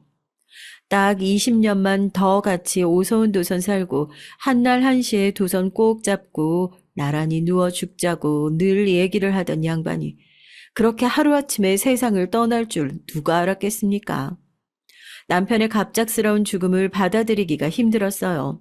남편이 짜준 그릇장만 봐도 눈물이 나왔고 남편과 자주 가던 동네 카페도 운동센터도 혼자서는 갈 엄두가 나지 않았습니다. 제가 그렇게 영 기운을 못 차리고 밤마다 남편 사진이며 옷가지를 끌어안고 엉엉 울자 외국에 사는 딸아이가 제안을 해왔어요. 엄마, 정 그러면 다 정리하고 나랑 미국으로 갈까? 요즘엔 거기도 한국이나 다름없어. 한인타운이 얼마나 잘 되어 있는데 한국 마트에 가잖아? 여기서 장 보는 거랑 똑같이 살 수 있어. 고추장이며 쌀이며 심지어 한국 캔커피도 종류별로 늘어놓고 판다니까. 게다가 자식들 따라서 오는 할머니, 할아버지들 요새 많아. 교회 같은 데 가면 친구 사귀기도 쉽고 무엇보다 새로운 환경에 적응하면 그래도 아빠 생각이 덜 나지 않겠어?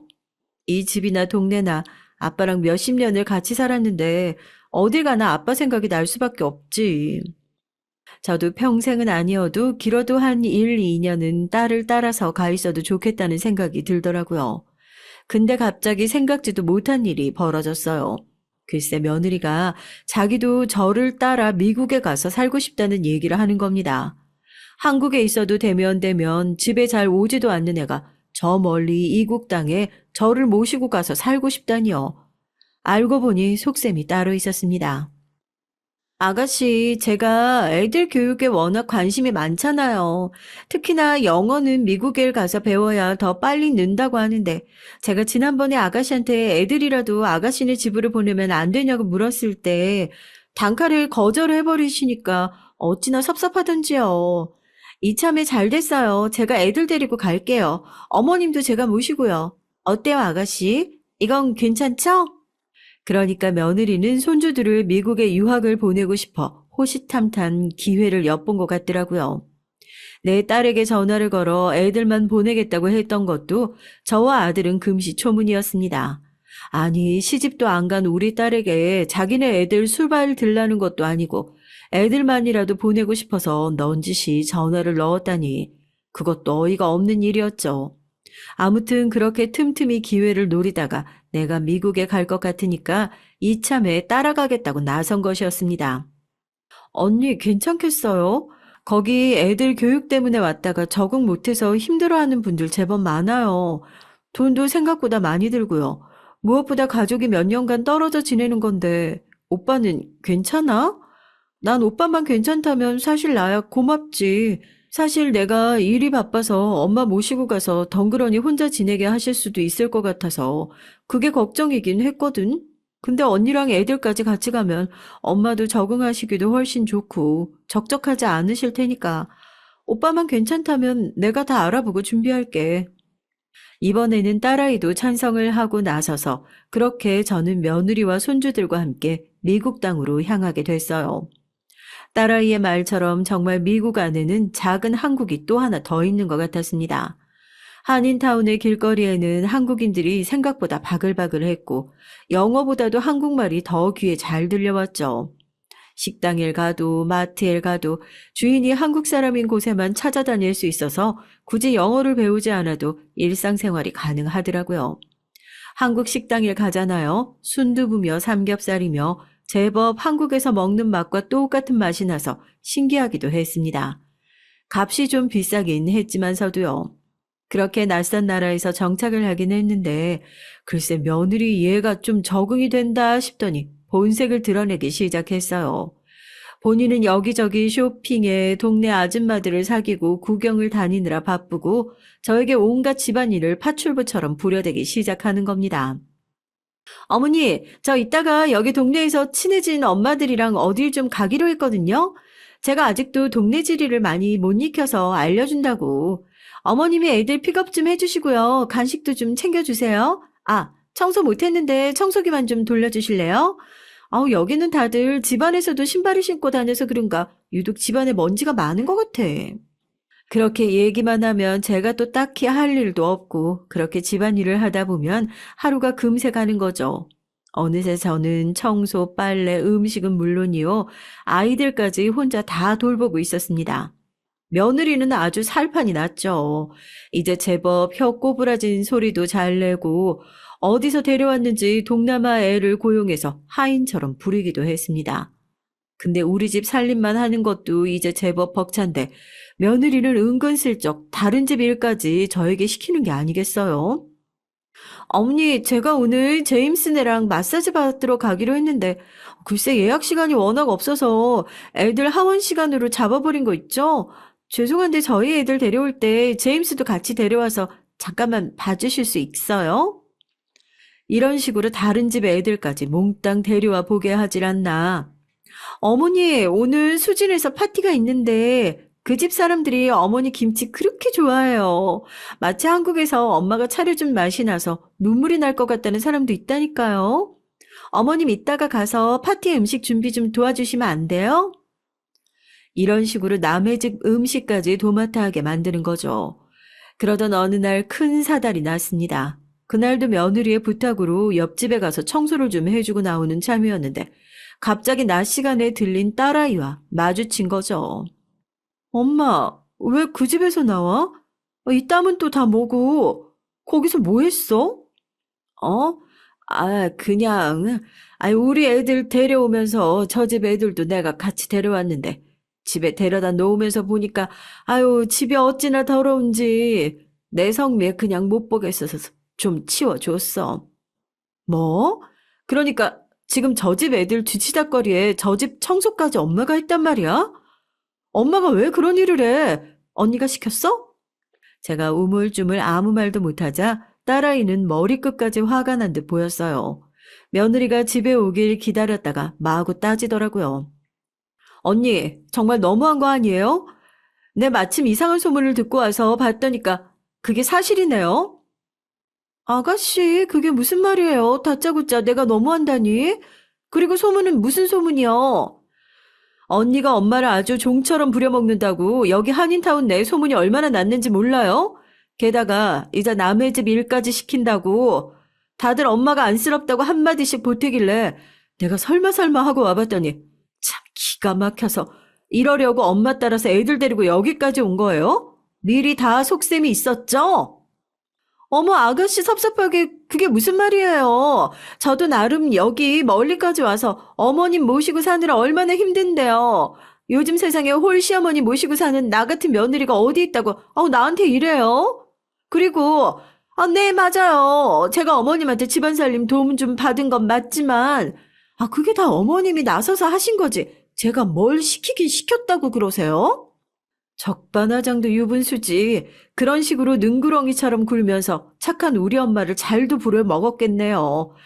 내가 알게 된 이상 난 더 이상 이 꼴 못 봐요. 당장 짐 싸서 집으로 돌아가요. 오빠한테도 내가 다 알릴 테니까. 그렇게 딸아이와 며느리는 크게 다툼을 벌였고 저와 며느리 손주는 딸아이에게 쫓기듯 다시 한국으로 돌아왔습니다. 딸에게 소식을 들은 아들은 불같이 화를 냈죠. 당신 제정신이야? 내가 들은 얘기가 다 사실이야? 아니에요. 직접 보지도 못했으면서. 아가씨가 좀 과장해서 얘기를 한 것 같은데 절대 어머님한테 그 정도까지 일을 시킨 적은 없어요. 그쵸, 어머님? 저에게 대놓고 묻는데 이혼을 하겠다고 길길이 뛰는 아들 앞에서 사실대로 말하면 진짜 큰 사단이 날 것 같아서 대충 얼버무렸죠. 그래. 내가 심심하고 또 거기 사람들이랑 친하게 지내다 보니까 서로 품앗이도 하고 그런 거야. 이제 다 지난 일이고 우리도 이렇게 무사히 한국에 들어왔으니까 그만 얘기하자꾸나. 앞으로 같이 살 날이 얼만데 이렇게 돌아오자마자 집안에서 큰 소리가 나면 되겠니? 미국에 가기 전 남편과 살던 집까지 다 처분하고 갔던 터라 저는 당장 지낼 곳이 없었고 미국에서 원래 며느리와 같이 지내기도 했고 자연스럽게 아들 부부와 합가를 하게 됐어요. 며느리는 근데 그게 영 못마땅한 눈치더라고요. 오래 있지 않았어도 그새 미국 시간에 적응이 된 것인지 밤에 유독 잠이 안 와서 거실로 나왔다가 아들에게 은근히 조르는 며느리의 말을 듣게 됐습니다. 어머님, 어디 시골에 집이라도 한 채 알아봐서 거기 살게 해드리면 안 돼? 요새는 시골에 빈집도 많아서 그냥 공짜로 살게 해주는 데도 많다던데. 어머님도 아파트에서 사시기 답답하지 않겠냐고. 그리고 당신은 모르겠지만 어머님 모시는 게 쉽지 않다. 나 미국에서 정말 힘들었어. 근데 아가씨한테 결국 그런 소리나 듣고 나도 힘들고 보람도 없고 또 괜한 소리 들을까 봐 이제 어머님 모시기 싫어. 무슨 소리야? 당연히 어머니는 내가 모셔야지. 그런 쓸데없는 소리 할 거면 잠이나 자. 단호한 아들의 말에 며느리는 더 갖다 붙이지도 못하는 눈치였습니다. 며느리가 새삼 고약하다는 생각도 들고 서운한 마음도 들었죠. 나를 내보내려거든 어디 근처에 아파트라도 한 채 마련하든가 그 돈마저 아까워서 어디 남의 빈 시골집에 들어가서 살게 하자고 얘기를 하다니 그런 말도 안 되는 알랑방구에 콧방귀도 안 끼던 아들이 새삼 참 든든하더라고요. 그래, 내가 이제 우리 아들만 의지하고 살면 되겠구나 싶은 마음이 들었어요. 그러던 어느 날이었습니다. 저와 같이 살게 된 이후로 매사 퉁명스럽게 굴던 며느리가 그날은 무슨 신이 나는 일이 있는지 잔뜩 들떠서 제 팔뚝을 붙잡아 끌어 거실에 앉히는 겁니다. 어머님, 이거 한번 좀 봐보세요. 제 눈앞에 잔뜩 꺼내놓은 그것은 정말 생각지도 못한 것이었어요. 어디서 그렇게 발품을 팔아서 구해온 건지 웬 요양원에 대한 소개가 담긴 팜플렛을 막 10개가 넘게 가져와서 저에게 하나하나 짚어가며 설명을 해주는 겁니다. 어머님 여기는 경치가 좋고 공기가 좋대요. 워낙 한적한 곳에 있어서 그런가 봐요. 그래서 바깥 활동도 많이 하는 편인데 할머니 할아버지들끼리 그 공 가지고 하는 놀이 있잖아요. 게이트볼. 그것도 야외에서 하고 텃밭 가꾸기 같은 것도 하고요. 왜 어머니 아버님이랑 그런 거 하시는 거 참 좋아하셨잖아요. 그리고 여기는요. 음식이 맛있대요. 매 끼니마다 내려가서 뷔페처럼 떠먹으면 된다고 하더라고요. 실제로 제가 가서 시식도 해봤는데 정말 맛있더라고요. 매 끼니마다 골라서 먹으면 되니까 질리지도 않겠어요. 혼자 끼니 챙겨 먹기가 그렇게 귀찮잖아요. 여자들은 남이 해주는 밥이 최고고요. 거기다가 어머님 미국 음식도 워낙 좋아하셨는데 양식 메뉴도 정말 많아요. 그리고 마지막으로 여기는 할머니, 할아버지들이 다 어머님 또래여서 너무 재미날 것 같더라고요. 분위기가 너무나 화기애애하고 활동적이에요. 제가 보니까요, 은근히 아버님 스타일인 할아버지들도 많더라고요. 혹시 아세요? 거기서 아버님 닮은 분이랑 또 한 번 사랑에 빠지실지? 아마 제가 너무 주책이었나요? 참, 어디 요양원 홍보대사라도 된 줄 알았습니다. 여긴 뭐가 좋고 저긴 뭐가 좋고 어찌나 설명을 잘하든지 저조차도 내일 당장 가보고 싶게 기가 솔깃한 얘기를 많이 하더라고요. 그런데요, 기가 막힌 건 뭔지 아십니까? 자세히 들여다보면요, 다 공통점이 있더란 말입니다. 요양원들이 대체로 서울이랑 엄청 멀리 떨어진 곳이더라고요. 혹시나 가까우면 지들이 주말에 자주 찾아와야 될까봐 그런 속셈이었겠죠. 그리고 가격대도요. 저도 친구들이며 언니들에게 워낙 많이 들어서 아는데 그 중에서도 좀 저렴하고 그런 데만 골라서 알아왔더라고요. 뭐 어디 나라에서 운영하는 시설보다도 못한 그런 곳들 말입니다. 그러니까 지금 나더러 요양원을 가라는 거냐? 아범도 같이 알아본 게야? 아니에요. 아범한테요. 어머님 차차 얘기해 주시면 더 좋죠. 제가 이렇게 고생해서 알아봤어도 아범은 괜히 난리 칠걸요. 그냥 어머님이 이런 곳에서 관심이 있으신가 먼저 의사를 여쭤보는 거예요. 그래야 어머님이 마음에 드시는 대로 일단 고르실 수 있으니까요. 그럼 대략 비용이랑 다 알아보고 나서 그 다음에 아범한테 꼭 가고 싶다. 이렇게 저희 둘이 조르는 거죠. 요새 요양원 좀 비싼가요? 저도 큰맘 먹고 알아본 거예요. 예, 너 지금 나를 바보로 하니?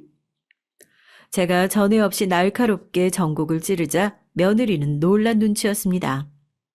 내 보아하니 네가 시어머니 모시기가 귀찮아서 이리저리 꾀를 낸 모양인데 난 그런 데 가서 살 생각 추호도 없다. 내 친구들 말 들어보니까 요양원도 요양원 나름이지만서도 괜히 거기 있으니까 더 늙은 기분이 들어서 도로 나왔다는 애들도 많어. 그리고 네 말처럼 요양원이 좀 비싸니? 그니까 그런 데다가 헛돈 쓸 생각하지 말고 괜히 집에 분란 일으키지 말고 이 요양원 책자들 얼른 갖다 버려라. 제가 완강하게 거부하자 며느리는 당황한 기색이었지만 또 웬일로 주섬주섬 팜플렛들을 가져다가 치우면서 순순히 물러나더라고요. 네, 알았어요, 알았어. 정말 좋은 곳에 어머님을 모시고 싶은 제 마음 몰라주시니 섭섭하네요. 네, 요양원 얘기는 그럼 못 들은 걸로 해주세요. 어머님 말씀대로 이건 다 버릴게요. 그럼 됐죠? 그렇게 저를 요양원에 보내려던 며느리는 의외로 그 결심을 쉽게 포기한 듯 보였습니다. 저에게 그런 제안을 했던 게 내심 미안했던지 전보다 더 저에게 잘해주기도 했고요. 같이 쇼핑도 가자고 하고 제가 좋아하는 그릇도 비싼 걸로 세트로 선물해주고요. 아들도 그런 며느리의 변한 모습에 흡족해하는 것 같았습니다. 그렇게 하루하루가 평화롭게 흘러가는가 싶더니 정말 경악을 금치 못할 일이 일어나고 말았어요. 그날은 며느리가 어디 꽃놀이를 가자고 해서 같이 차를 타고 나선 날이었습니다. 그 즈음에 둘이 어디 놀러 다니는 일이 많았기에 오늘도 나들이를 가려나 보다 하고 따라 나섰죠. 며느리는 차를 타고 좀 많이 가야 하니까 눈 좀 붙이라는 말을 했고 저는 까무룩 잠이 들었습니다. 어머님 다 왔어요. 도착했어요. 일어나 보세요. 그리고 목적지에 도착했다며 저를 흔들어 깨우는 며느리의 손길에 눈을 떠보니 보이는 것은 충격적이게도 요양원 간판이었어요. 아니, 여기 꽃놀이 간다더니 여긴 왜 온 거야? 어머니, 이제부터 여기에 좀 계셔야겠어요. 덮어놓고 이런 데선 못 산다고 얘기하지 마시고 경험이라도 한번 해보세요. 혹시 알아요? 여기가 말로만 듣던 천국 같은 곳일지? 네, 그렇습니다. 며느리는 작심하고 저를 요양원에 데려다 놓으려고 이 모든 것을 계획한 겁니다. 일부러 저를 안심시키려고 최근에 여기저기 데리고 다니고 무척 잘 해준 거죠. 그뿐인 줄 아세요? 제가 자는 사이에 제 휴대전화도 빼앗아 버렸더군요. 혹시나 제가 아들에게 전화를 걸어 데리러 와달라고 할까 봐서요. 정말 철저하게 계획한 것인지 자동차 트렁크에는 제 옷가지며 짐을 한 보따리 싸서 준비를 해뒀더라고요. 그렇게 며느리는 저를 요양원에 버리고 가버리고 말았습니다. 아주 신속하게 절차를 밟아 저를 방 한 칸에 들여다 놓고 주랭랑을 쳐버리더군요. 아들에게 연락을 해보려는 시도요. 엄청 많이 했었죠. 그런데 며느리가 요양원에도 무슨 신신당부를 해둔 건지 이상하게 유독 제가 전화 근처에만 가면 직원들이 와서 저를 만류하곤 했어요. 주위 할머니 할아버지들에게 휴대전화를 빌려 쓰기라도 하려고 해도 쏜살같이 달려와서 저를 막더라고요. 내 아들한테 전화해야 된다니까 전화 한 통만 하게 해줘요, 네? 할머니, 처음 오시면 다 그래요. 근데 괜히 목소리 들으면 더 보고 싶고 울적해지실 수도 있으니까 적응하실 때까지만 좀 참아주세요. 그때 전화 꼭 하게 해드릴게요. 요양원에 적응을 해야 한다는 핑계로 전화 근처에는 얼씬도 못하게 하니 저는 속만 타들어갈 뿐이었습니다. 네, 있어 보니까 요양원이란 곳은 예상대로 있을 곳이 못 되더라고요. 천국 같은 곳은 개뿔, 하루하루가 지옥 같은 곳이었습니다. 제가 있었던 곳이 유독 시설이 열악한 곳이었을지도 모르죠. 거기에서의 생활을 잠깐 들려드리자면요. 일단 할머니들은 자기네끼리 편을 먹은 무리들이며 고약하게 텃세를 부리는 사람들이 있었어요. 막 순진하고 약한 할머니들을 놀려먹고 괴롭히는 게 일상의 큰 재미인 것 같더라니까요. 자세히 보면 괴롭힘에 타깃이 되는 할머니들의 특징이 있었습니다. 자식들에게 전화가 자주 오거나 자식들이 자주 찾아오는 할머니, 자식들이 용돈을 매주마다 넉넉하게 보내줘서 간식 같은 걸 잘 사먹는 할머니들은 질투의 대상이 된 거죠. 내 자식은 나를 여기에 던져놓고 거들떠도 안 보는데 남의 자식이 하는 꼴을 보면 배알이 뒤틀려서 괴롭히는 눈치더라고요. 네, 저 양반은 참 얄미워서 꼭 이렇게 괴롭히게 된단 말이야. 아, 누군 자식 없나? 저렇게 자식 자랑을 하고 싶어서 티나게 전화 한 통화를 큰 소리로 하고, 아, 이리 와, 내 혼쭐을 내줘야지. 하면서 괜히 시비를 붙이거나 지나가는데 발을 걸어 넘어뜨리거나 하는 셈이죠. 자식들이 준 용돈을 뜯어가는 일도 많았습니다. 이번 주 토요일에 아들 왔다 가면 나 2만 원 줘야 되는 거 안 까먹었지? 그 따박따박 때 되면 말 안 해도 가져오란 말이야. 내가 용돈 많이 주는 자식 더 본 적이 없어서 이렇게라도 재미 좀 봐야겠다고.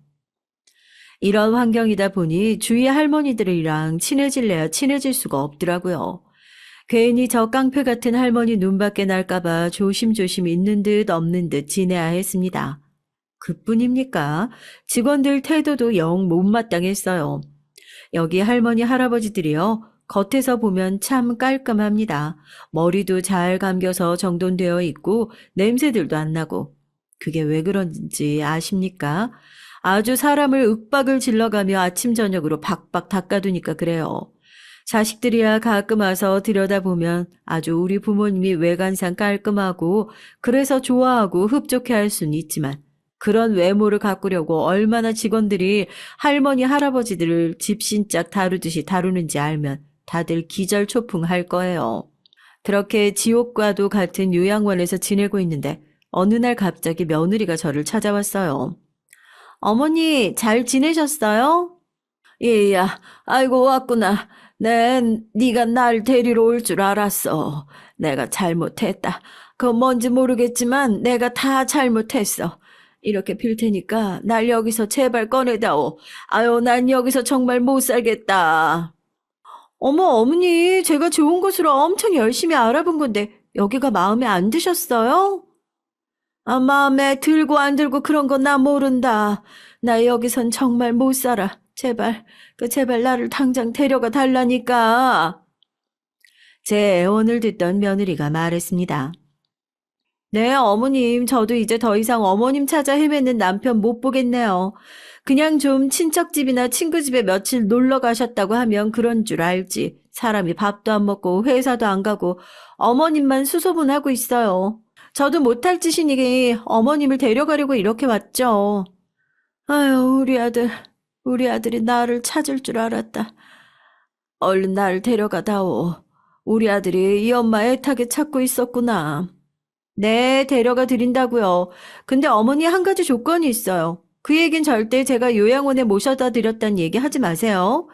그 얘기 하신다면 저도 이판사판이에요. 여기 요양원에 쥐도새도 모르게 다시 모셔다 드릴 테니까 그런 줄 알고 절대 요양원 얘기는 입 밖에도 내지 마세요. 알았다. 알았어. 얼른 가자. 얼른. 저는 정신없이 고개를 끄덕일 수밖에 없었습니다. 집에 갈 수 있다니 나를 그렇게 찾아 헤매던 우리 아들을 이제 만날 수 있다니 뭔들 못하겠습니까? 당장 쓸개나 창자를 떼달라고 해도 그렇게 했을 거예요. 그렇게 며느리는 저를 데리고 집으로 돌아갔어요. 아들은 울면서 버선발로 달려나왔습니다. 엄마, 대체 어디 가셨던 거예요? 아, 제가 얼마나 찾았는지 아세요? 미안하다. 내가 그릇 세트를 몇 개 더 사고 싶었는데, 아유, 며느리가 너무 비싸다고 안 사준다고 하지 뭐냐. 시위 삼아 짐 싸서 잠시 친구 집에 가 있는다는 게. 여보, 미안해요. 어머니가 자꾸 고집을 부리시는 바람에 저랑 조금 다퉜어요. 아, 제가 그냥 비싸더라도 눈 딱 감고 어머님 사고 싶으시다는 그릇 사드릴걸. 저도 괜한 고집 부려서 미안해요. 근데 어머님 이렇게 나가서 연락도 없이 감감무소식인 건 정말 너무하셨어요. 앞으로는 절대 그러지 마세요. 정말 뻔뻔한 며느리는 순진한 척 연기도 잘하더라고요. 며느리는 제게 미리 이렇게 변명을 하라고 일러줬어요. 저를 며느리를 잡으려고 연락도 끊고 집을 나가 몇 날 며칠을 들어오지 않으며 시위를 하는 못된 시어머니로 만들어 두었더군요. 아들은 처음엔 반신반의했지만 그래도 천신만고 끝에 저를 다시 찾았다는 생각에 그저 안심이 되었던지 더 따지진 않았어요. 엄마, 엄마 얼굴 다신 못 볼 줄 알고 내가 얼마나 놀랬는지 알아요? 다시는 그러지 마세요. 그렇게 저는 다시 아들네 집에서 살게 됐어요. 며느리는 저와 다시 같이 살게 된 게 정말 끔찍하게도 싫었나 봅니다. 특히나 저는 요양원에 있으면서 거기 침대가 안 맞았던지 허리가 너무 안 좋아졌는데 허리가 아파서 집안일도 못하고 거동이 불편해진 저를 짐짝처럼 대하곤 했어요. 어머니 연세에 벌써부터 허리가 그렇게 아프시면 어떻게 해요? 그리고 그 핑계로 너무 누워만 계시는 거 아니에요? 전처럼 집안일도 좀 도우시고 애들도 좀 봐주고 그래야 제가 그나마 숨통이 좀 트이죠. 나가서 돈이라도 벌어오시면 참 좋겠는데 어머님은 평생 아버님 덕에 사회생활도 안 해보셨으니까 밖에 나가서 무슨 일을 해야 할지도 모르시죠? 이런 식으로 사람을 구박하는 겁니다. 특히나 비가 오거나 날이 굳으면 허리가 더 아파서 정말 꼼짝 않고 누워있어야 했는데 그날도 그런 날 중 하나였어요. 며느리는 괜히 제 방에 들어와서 걸레질을 한답시고 방을 푹푹 닦으면서 궁시렁대기 시작하는 거예요. 그러다가 갑자기 걸레를 바닥에 탁 내팽개치며 저에게 따지기 시작했습니다. 진짜 제발 요양원 가시면 안 돼요? 아범도 그때 어머님 찾으러 다닌다고 무단결근 하도 해서 회사에서 간당간당 한다는 눈치인데 저희도 힘들어 죽겠다고요. 제발요. 며느리의 막말에 저는 온몸에 소름이 오소소 돋았어요. 제가 며느리가 이 말을 하기를 얼마나 기다렸는지요. 전 벼랑간 무슨 힘이 났던지 아팠던 허리를 벌떡 일으켜 준비했던 꽁꽁 숨겨둔 통장을 며느리에게 보여줬습니다. 그러자 며느리의 눈이 왕방울만해졌어요. 통장에 적힌 내용을 보더니 갑자기 무릎을 꿇고 싹싹 빌더군요. 그 며느리가 제가 있던 요양원으로 돈을 이체한 내역이 증거로 남아있는 며느리의 통장이었습니다. 너 말 잘했다. 나보고 요양원으로 다시 가라고? 어느 요양원 말이냐? 혹시 내가 있던 그 시골 요양원 말하는 거니? 너 나를 내 친구네서 모셔왔다고 거짓말을 하게 하더니 감히 나에게 또 요양원으로 가라고 협박 아닌 협박을 해? 여기 통장에 찍힌 내역 봐라. 네가 그 시골 성심요양원으로 다다리 요양원 비용 이체했구나. 네가 나를 요양원에 강제로 보내고 거기에다가 돈도 보낸 증거를 내가 찾아내서 가지고 있었어. 제가 벼락같이 호통을 치자 며느리는 싹싹 빌며 말했습니다. 그걸 어머니가 어떻게... 얼른 주세요. 제 통장이에요. 제가 잘못했어요. 통장만 주시면 다 없던 일로 하고 어머니한테 요양원 가라는 말도 안 하고 잘 모실게요. 아범이 보면 속상해할 거예요. 얼른 그 통장 이리 주세요. 며느리가 싹싹 빌고 있는데 갑자기 문이 벌컥 열리며 아들과 딸이 들이닥쳤습니다. 제가 아들과 딸에게 미리 연락을 해두었거든요. 오늘 큰 진실을 알려줄 테니 집으로 오라고요. 며느리가 기가 막히게 때를 잡아 저를 잡돌이를 하기 시작했던 것이죠. 며느리는 얼굴이 하얗게 질린 채 사시나무처럼 벌벌 떨기 시작했어요. 아니, 당신이 어떻게... 아가씨 한국에 언제 오셨어요? 며느리의 말이 끝나기가 무섭게 아들은 달려들어 며느리의 뺨을 2차례나 연달아 때려버렸습니다. 네가 그러고도 사람이야? 네가 우리 엄마를 요양원에 갖다 버려? 이게 현대판 고려장이지 뭐야. 네가 뭔데 우리 엄마를 그런 데다가 갖다 버릴 수가 있어? 제 딸아이도 바톤 터치를 하듯 며느리에게 달려들어 머리채를 잡았습니다. 내 인연을 미국에서 절단을 내버렸어야 하는데 곱게 한국 보내줬더니 우리 엄마한테 또 이런 몹쓸 짓을 해? 이 나쁜 년. 니네 친정엄마 어딨어? 내가 니네 친정 엄마한테도 똑같이 갚아줄 거야. 아우, 살려주세요. 잘못했어요. 아가씨 잘못했어요. 여보. 며느리는 손이 닳도록 빌었지만 딸과 아들은 며느리를 용서해줄 생각이 하나도 없어 보였습니다. 저도 마찬가지였고요. 요 전날 네가 외출했을 때 내가 이 집안을 몽땅 뒤져서 통장 찾아냈지. 혹시나 요양원 비용을 계좌이체했다면 내 그 내역이 남아있겠지 싶었다고. 마침 통장을 발견해서 은행에 달려가 통장 정리를 해보니까 역시나 이체 내역이 있더구나. 그 길로 내가 우리 아들에게 이 사실을 알렸고 우리 딸도 한국으로 불러들였어. 네가 어찌나 악랄하고 독한지 나 혼자는 못 당할 것 같아서 말이다. 네, 제가 앞서 얘기했죠. 제가 참 순진무구하게 살았고 그래서 워낙 제 며느리도 믿었기에 멀리 타국까지 가서 그렇게 험한 꼴을 당하고도 또 한 번 이렇게 요양원에 버려지는 수모를 겪었지 않습니까? 다행히 똑부러지는 딸과 어머니라면 끔찍한 아들 덕분에 이렇게 며느리에게 벌을 줄 수 있었어요. 그거 아세요? 아직 우리나라에서는 자식에게는 부모를 부양할 의무와 책임이 있어 그걸 다하지 않는 것도 죄가 된다고요. 딸아이는 그 자리에서 경찰에 신고를 했습니다. 거기 경찰서죠? 신고하려고요. 여기 늙으신 어머님을 학대한 증거가 있어요. 그리고 어머님의 의지와 상관없이 다른 곳에 갖다 버리려고 했던 시도도 있었고요. 어서 와주셔야겠어요. 아가씨, 제발 경찰에 신고만은 하지 말아주세요. 제가 다 잘못했어요. 혹시나 애들이 알기라도 하면, 저희 부모님이 알기라도 하면, 저 정말 얼굴 들고 못 살아요. 정말 잘못했어요. 네, 제가 또 얘기했죠. 제 아들, 어머니라면 끔찍한 제 아들은 똑같이 되갚아줘야 직성이 풀릴 것 같다고 했습니다. 그리고 지금 당신 장모님 어디에 계신 줄 알아? 우리 엄마요? 우리 엄마 집에, 어머, 당신 혹시, 내가 장모님한테 가서 이렇게 꼬셨지. 장모님 저랑 같이 꽃구경이나 한번 가시죠. 좀 멀리 가야 하니까 눈 좀 붙이고 계세요. 그렇게 장모님 차에 태우고 어디 시골 요양원에 데려다 드리고 주랭랑 쳐버렸어. 당신 말대로 요양원이 요새 그렇게 지내기 좋다며? 장모님도 이 좋은 호강을 안 시켜드릴 순 없지. 내가 아주 좋은 곳으로 모셔다 드렸어. 참 웃긴 게 뭔지 아세요? 남의 부모는 그렇게 철두철미하게 준비해서 갖다 버려놓고서는 제 부모를 갖다 버렸다고 그렇게 가슴을 치며 우는 겁니다. 당신이 뭔데 우리 엄마를 갖다 버려? 네가 사람이야? 어떻게 짐승도 아니고 사람이 부모를 갖다 버려? 어디야? 그 요양원 어디냐고? 너 진짜 웃긴다. 짐승? 이게 다 네가 먼저 저지른 일인데 네 입에서 짐승이라는 말이 나와? 장모님 어디에 모셨냐고? 거기가 전라도였나? 경상도였나?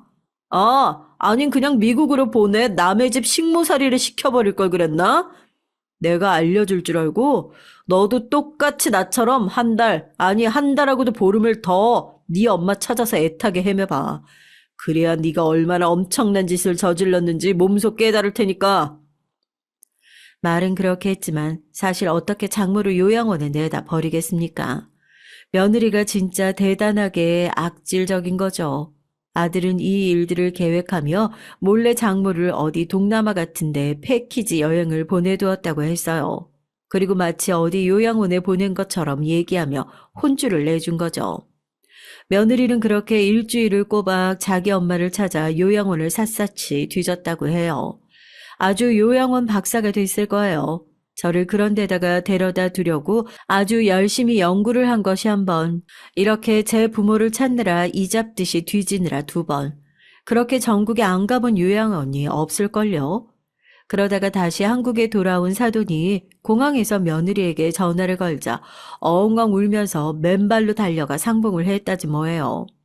엄마, 나한테 말도 안 하고 거기를 어디라고 갔다 와. 어머, 얘가 왜 이래? 이 꼴은 또 뭐고?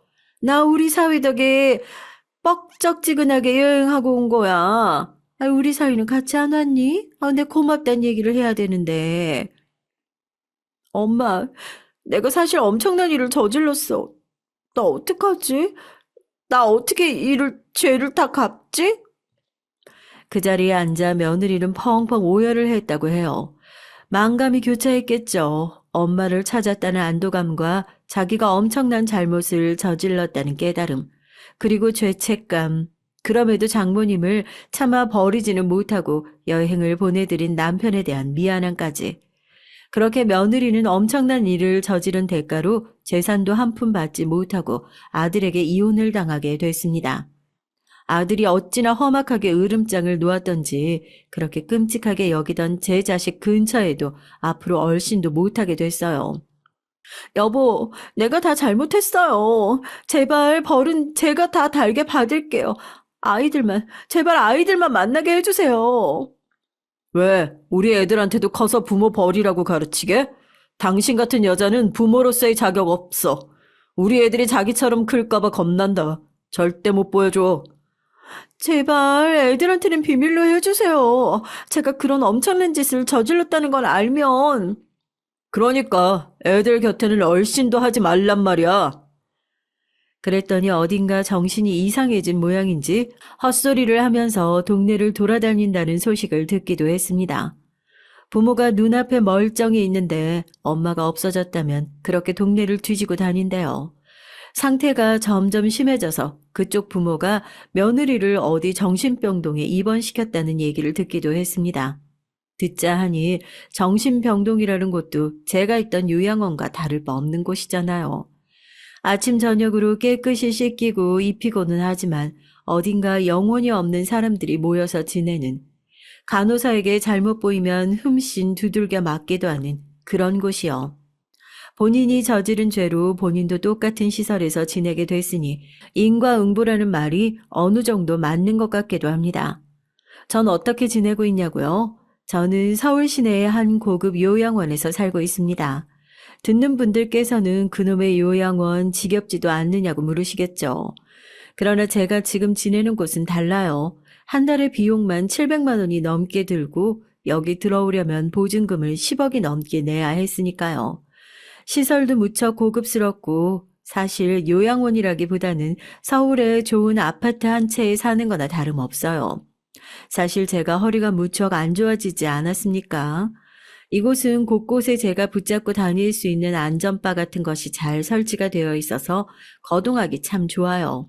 게다가 엘리베이터만 타고 내려가면요, 요양원에 사는 사람들만 이용할 수 있는 병원이 있는데 거기 선생님이 우리나라에서는 허리에 관해서는 1인자라나요?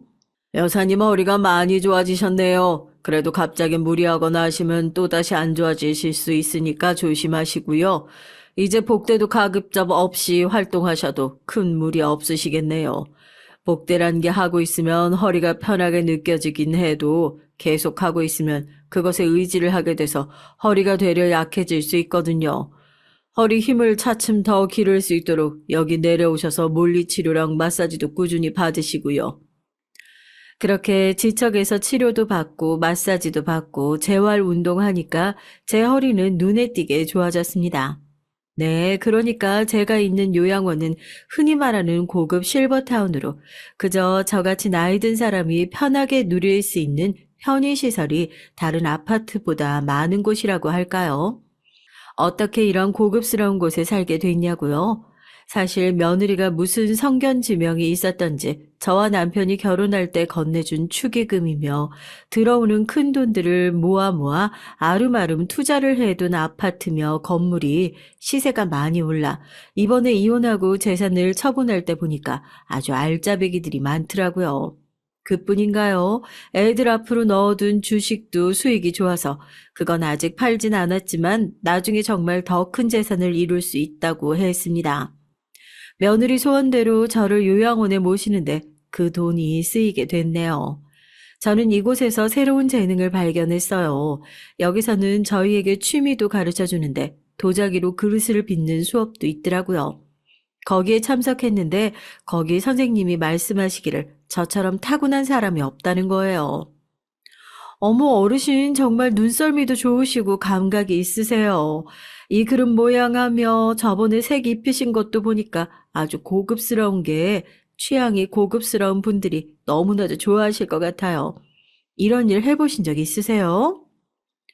아유, 제가 워낙 그릇을 좋아해서 젊었을 때도 큰돈 생기면 남들은 백이며 화장품이며 본인 치장하느라 바빴는데, 아유, 난 평소에는 군침만 흘리던 그릇 세트를 사서 모았죠. 어머, 그러셨구나. 그게 다 연륜이죠, 어르신. 이건 젊은 사람들도 절대 흉내 못 낼 솜씨예요. 저랑 본격적으로 한번 개발시켜 봐요. 그렇게 저는 그릇 공방을 새롭게 다니며 제2의 인생을 시작했습니다. 열심히 솜씨를 개발해서 우리 아들 세장가 갈 때 꼭 좋은 세트를 32피스로다가 맞춰서 선물로 줘보려고요. 지금까지 제 얘기 들어주셔서 감사합니다.